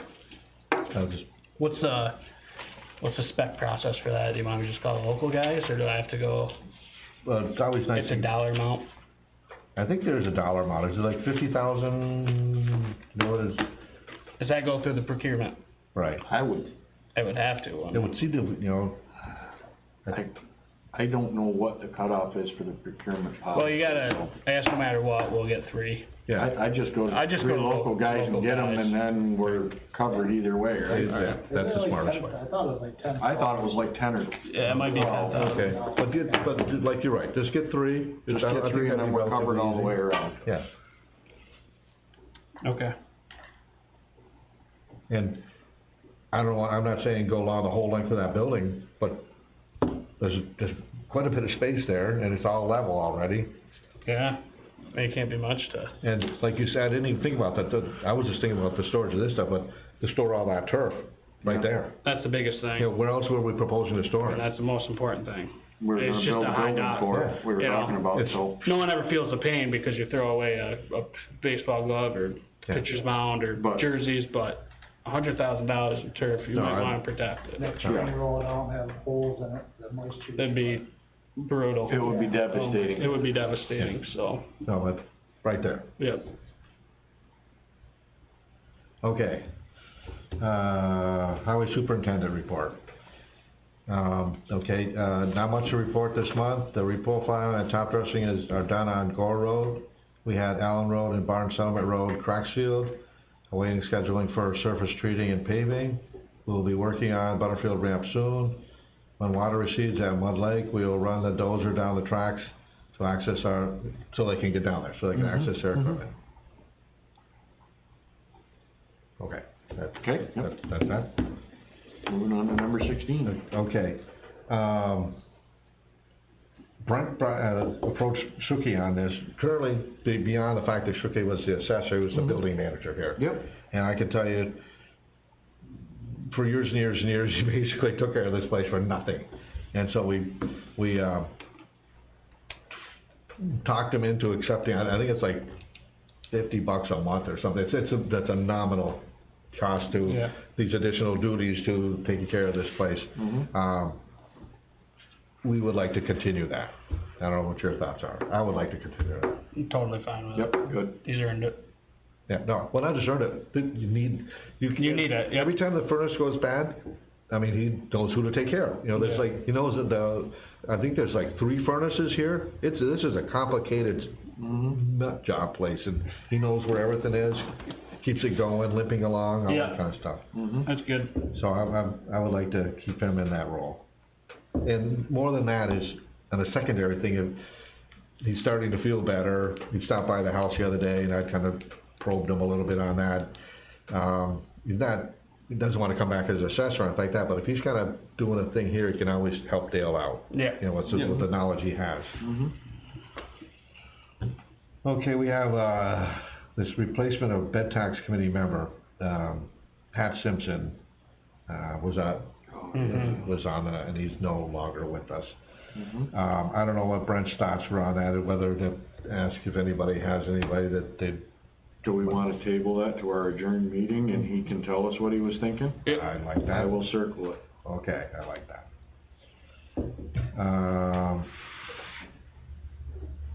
Okay, the town clerk, and I don't think it's, okay, looking, is there a letter Number to 19. the perspective?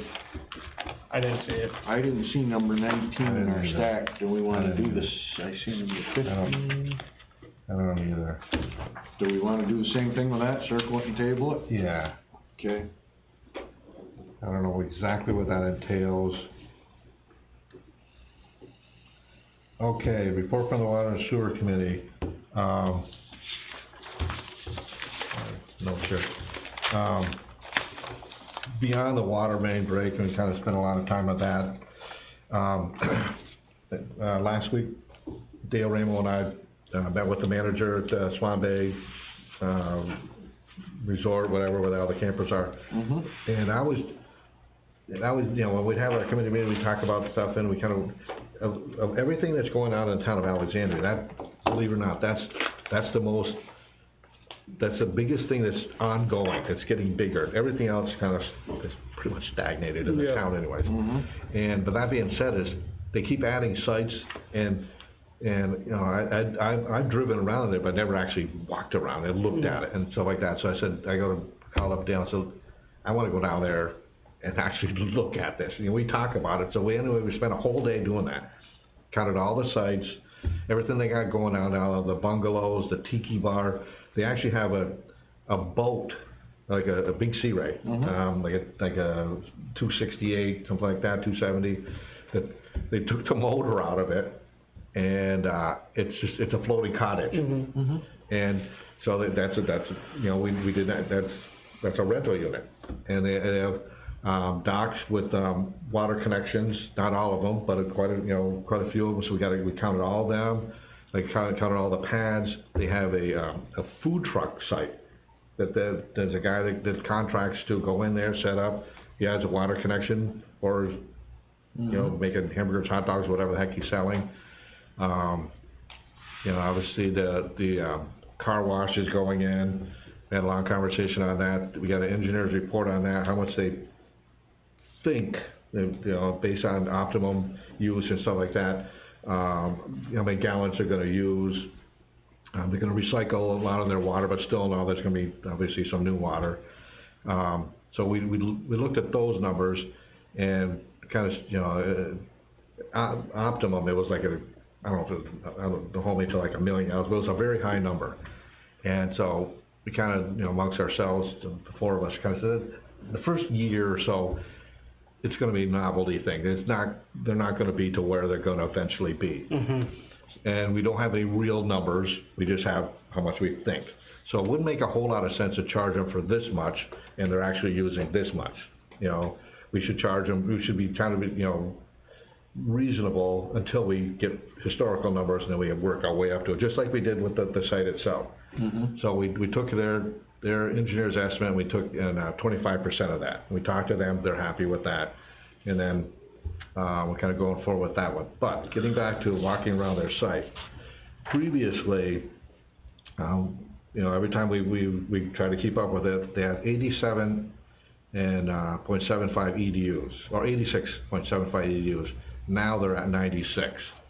So, it's 10 more EDUs, you know, so we're keeping up with it, which is, you know, we're actually right on top of what exactly they got going on there, so there's no, wonder what they're doing over there, they kinda sneaking something by, or those kind of things.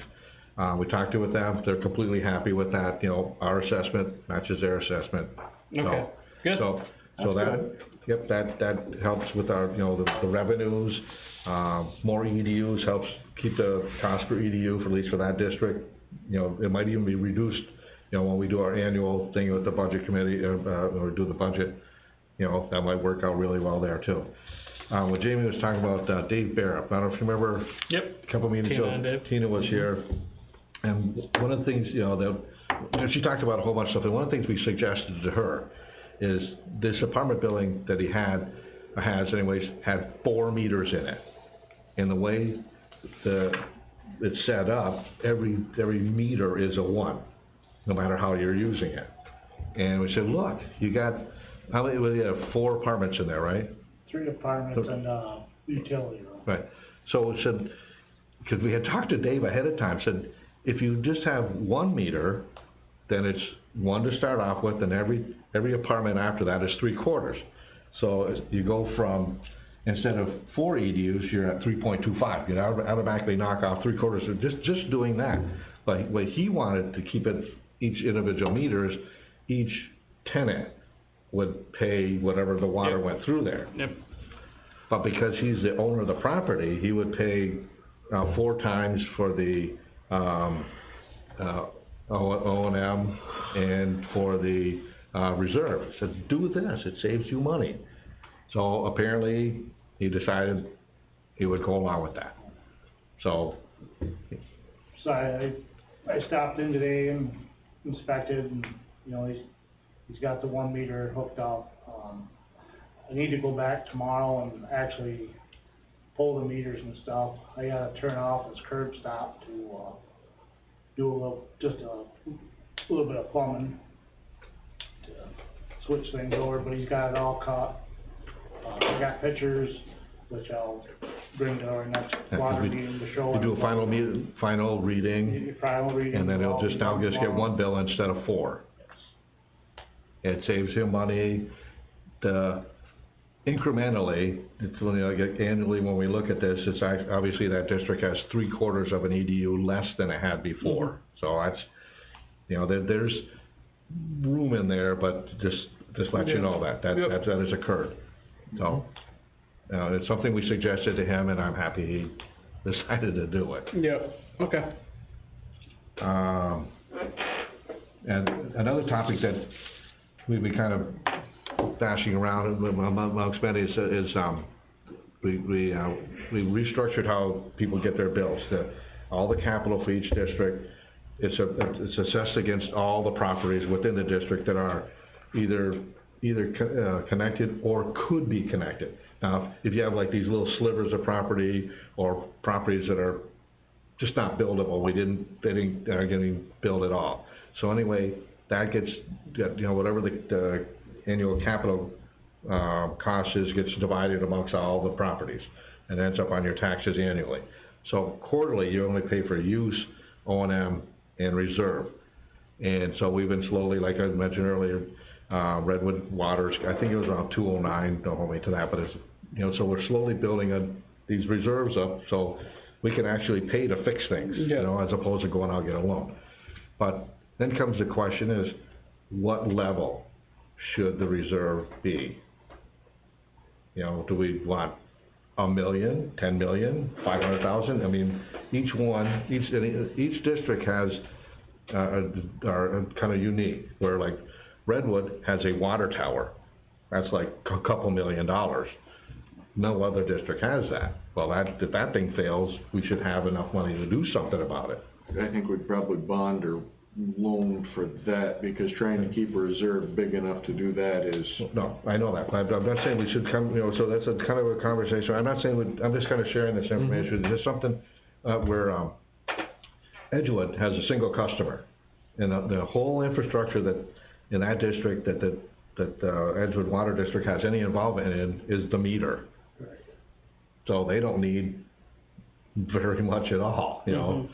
Carnegie Bay, it's a very small district, Otter Street's a little bit bigger, Route 12 is bigger, you know, this one over here is the biggest. So each one is gonna have a different number. We're gonna reach out to, I don't know if you know, Bill Dajna, I don't know if you recognize that name. I do.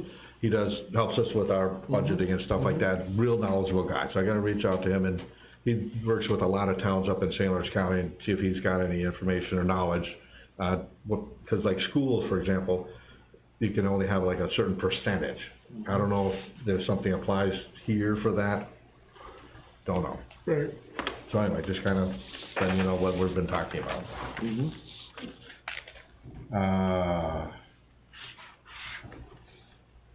Acknowledge receipt of May financials presented. Yep, we got them. Got them, but I got a question on them if I can. Sure, go crazy. So on page 2, in the due to from accounting Hang on. in May,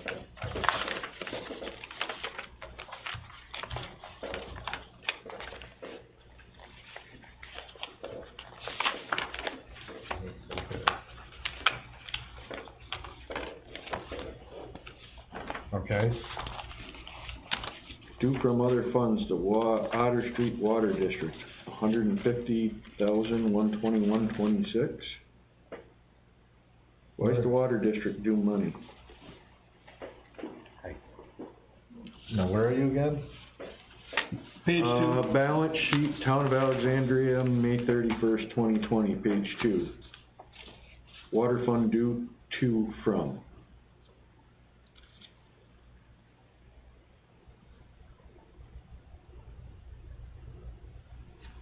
Is it just collection of water bills?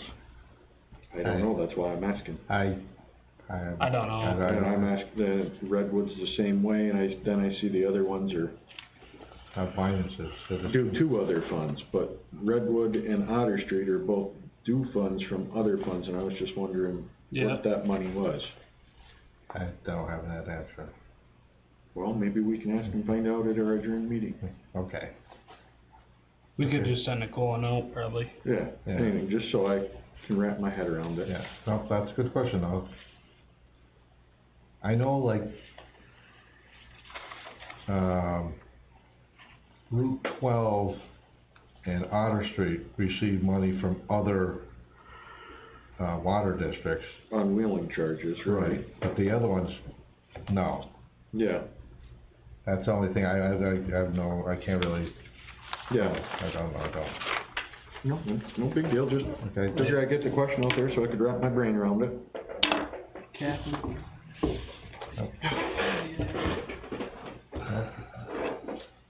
Good that you're looking at it. You guys got this under control? I'm not sure if we can do it without you, Jamie. I'm gonna have to, I gotta go home and have dinner. Thanks, Jamie. Yeah. Budget transfers? Okay, it's just one. It's 21, it looks like. Okay, it's, I don't know if you're, Is there one or is there two? One for I 500? see flags and mowing. I know that the flags, I was asking, Nicole about this morning, you know, cause it just said celebrations, I'm like, what's that? What's that? And I don't I see. saw all the bills in there. bills for all the flags Is that got under purchased. celebrations contract. Yeah, I guess, ton of flags on poles over in Redwood. Yep. It looks good, you know, that's basically what that's all about. Yep. And then, the Cemeteries, what's that, mowing? Mowing. Yeah, Okay, yep. Yep, just kind of covering that.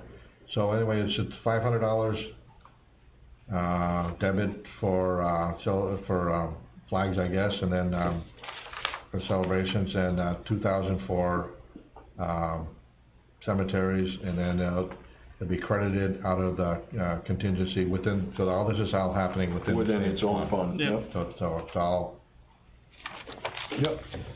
I think more from anywhere else. I'll make the motion to do the budget transfers. I'll second it. Okay. All in favor? Aye. Aye. Okay, that was easy. Streetscape progress report. I sat in on that one as well. I don't know if you've driven around the village at all, over at Thompson Park. A little bit here and there. That's how it started, and Playground, I don't know about you, but if I was a kid, that's a great playground. yeah, it looks good.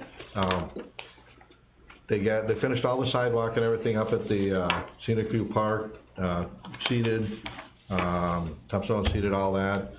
Down Thompson Park, they were saying all the playgrounds in, sidewalks all in. They're, I think they're starting on the fence, they're gonna refurbish the existing, remember the old Thompson Park sign? Yep. That's gonna get put back up as well.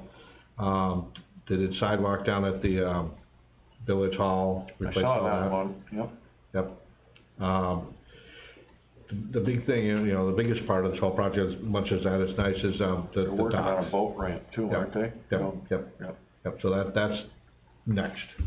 Good. So, working on, I think it's Holland Street first, and then they'll do, Croston last.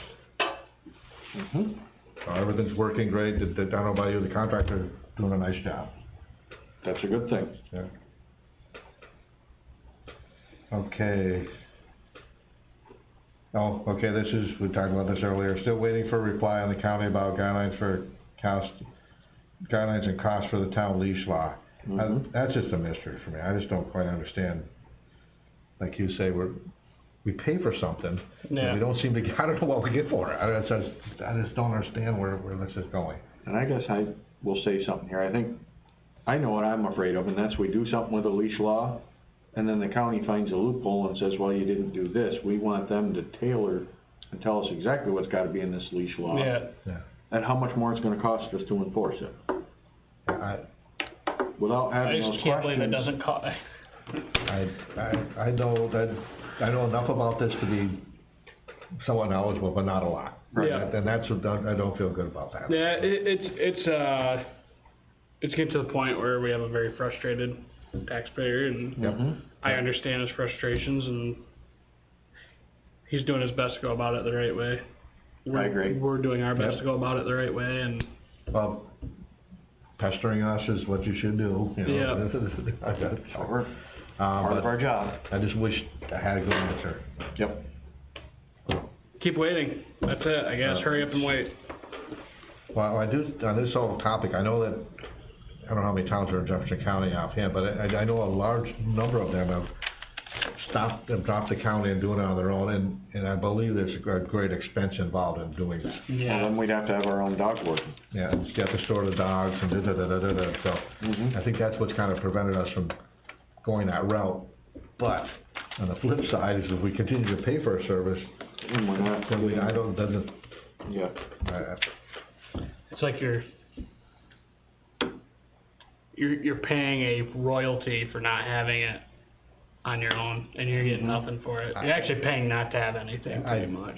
I don't know. Which is cheaper than having something. Yeah, You're right, in my opinion.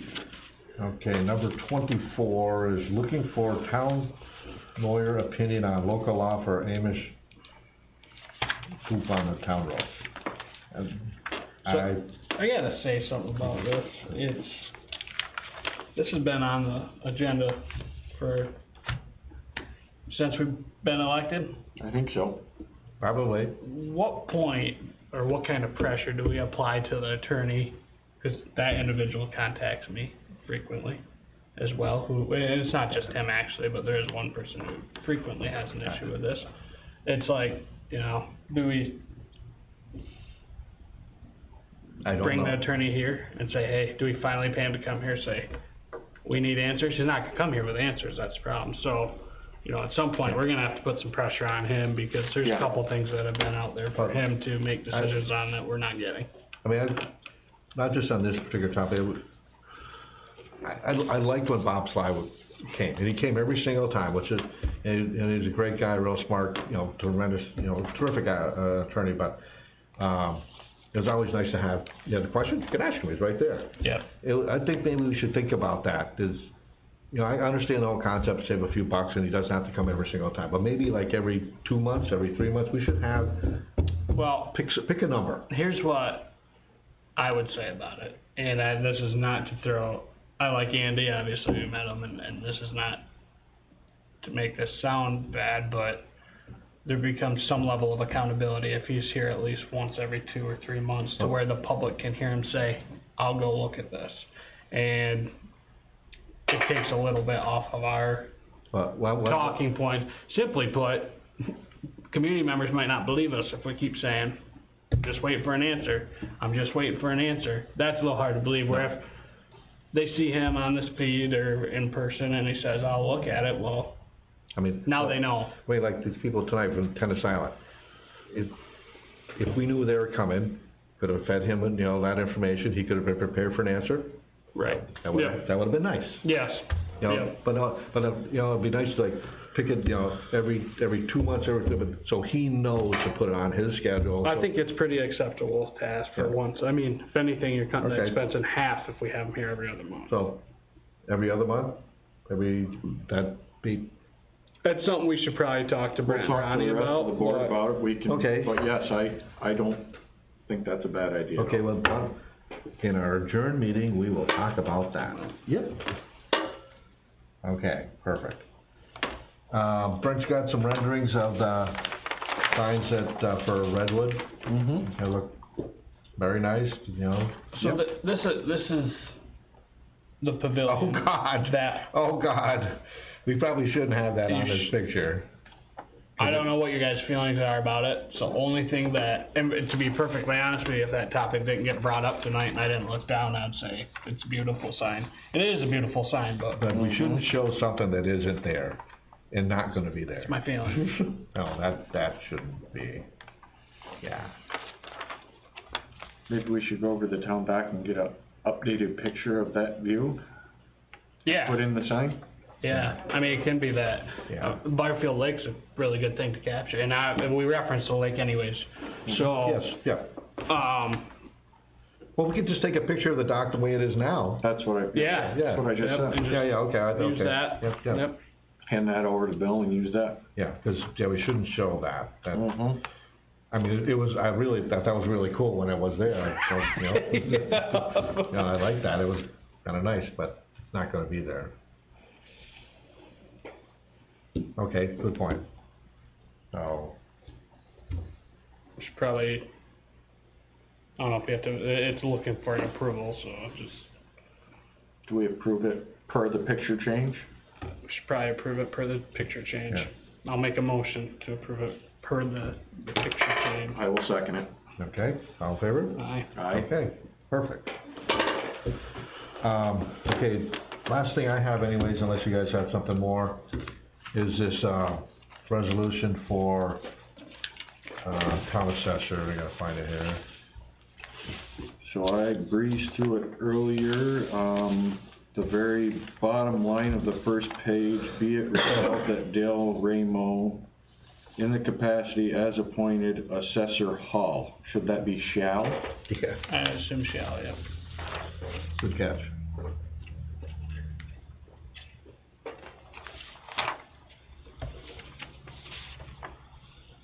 The rest of it looked okay to me.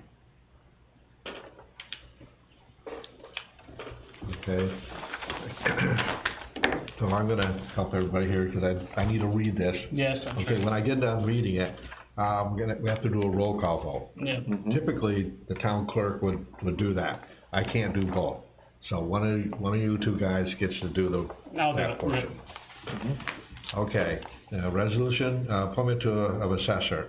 Whereas the town of Alexandria abolished the elected office of assessor and created the appointed position of assessor pursuant to local law number 1 of the year 1984, in which law became effective January 1st of 1985. And whereas the term of office of the current appointed assessor is due to expire on September 2025, and whereas the town board of the town of Alexandria desires to make the necessary appointment for the position in a timely fashion in order to ensure continuity of service, and whereas the town board has reviewed the appropriate criteria for selection of the appointed assessor and is pleased with the skill, talent, and efforts possessed by the current appointed assessor. Now, therefore, be it resolved The town board of the town of Alexandria, New York hereby appoints Dale Ramo as the appointed assessor for the town of Alexandria for a 6-year term commencing on July 1st, 2022 through September 30, 2025. Was that a 6-year term? Oh, no, I think, it's completing Shookie's. Completing Shookie's, gotcha. Okay. Be resolved that Dale Ramo, in the capacity as appointed assessor, shall, 1, meet and maintain all minimum qualification standards establishing such office by the New York State Commissioner of Taxation and Finance for the duration of such term, and 2, maintain commissioner certification associated with the training and education prescribed by the commission throughout the duration of the term. 3, successfully complete any and all additional courses in a continuing training and education program that may be prescribed by the commissioner pursuant to the provision of Title II of the New York Real Property Tax Law. And be it resolved that other terms and conditions, including compensation associated with this appointment, shall be otherwise addressed and agreed upon by the town board of the town of Alexandria and Dale Ramo as the appointed assessor. Be resolved that his resolution will take effect on July 1st, 2022. The foregoing resolution was offered by the board members. Okay, I don't know if anybody... I'll make the motion. Okay, Gene will make the motion. one of the things I just wanna note, second paragraph, whereas the term of the current appointed assessor is due to expire on September 2025, should have the date of September 30th, I believe. Okay, to match that other one? Yes. Yep, I agree. Mm-hmm. And after that, I'll second that. Okay. Any discussions beyond that? Nope, I will do the roll call vote. Supervisor Brent Sweet is Gonna be absent? absent. Councilman Mike Fayette, Yes. Councilman Sean Thomas, yes. Councilman Gene Crane, Yes. Councilman Ron Thompson, absent. Resolution passes 3 yeses, 2 absent. Okay. I'll give this to Jesse will have to Jesse sign off. tomorrow. We don't Okay, have that's all that Trent had on the agenda. nothing for executive session, so do we have a date yet? Oh, yeah, so that's, yeah, we're gonna adjourn, we're gonna adjourn this meeting and everybody kinda look at their calendars here. It's typical we try to work this back on the following Monday, don't we? Or the following Wednesday, whatever. Whenever works for you guys. Joe. Boy, I mean, for me, all next week I'm gonna be in Cape Cod, Oh, okay, so, I So mean, we wanna push it another week? yep. I don't necessarily have to be here, but I'm just saying that, because I'm not gonna be back in town till the 27th. Do you wanna do Monday, June 27th? I'm good with that. I'm fine with that. Okay, so we're gonna, I'll make a motion that we adjourn. adjourn this meeting till Monday, June 27th at 4 PM. Does that work? We usually do that? okay, Works for me. I'll second it.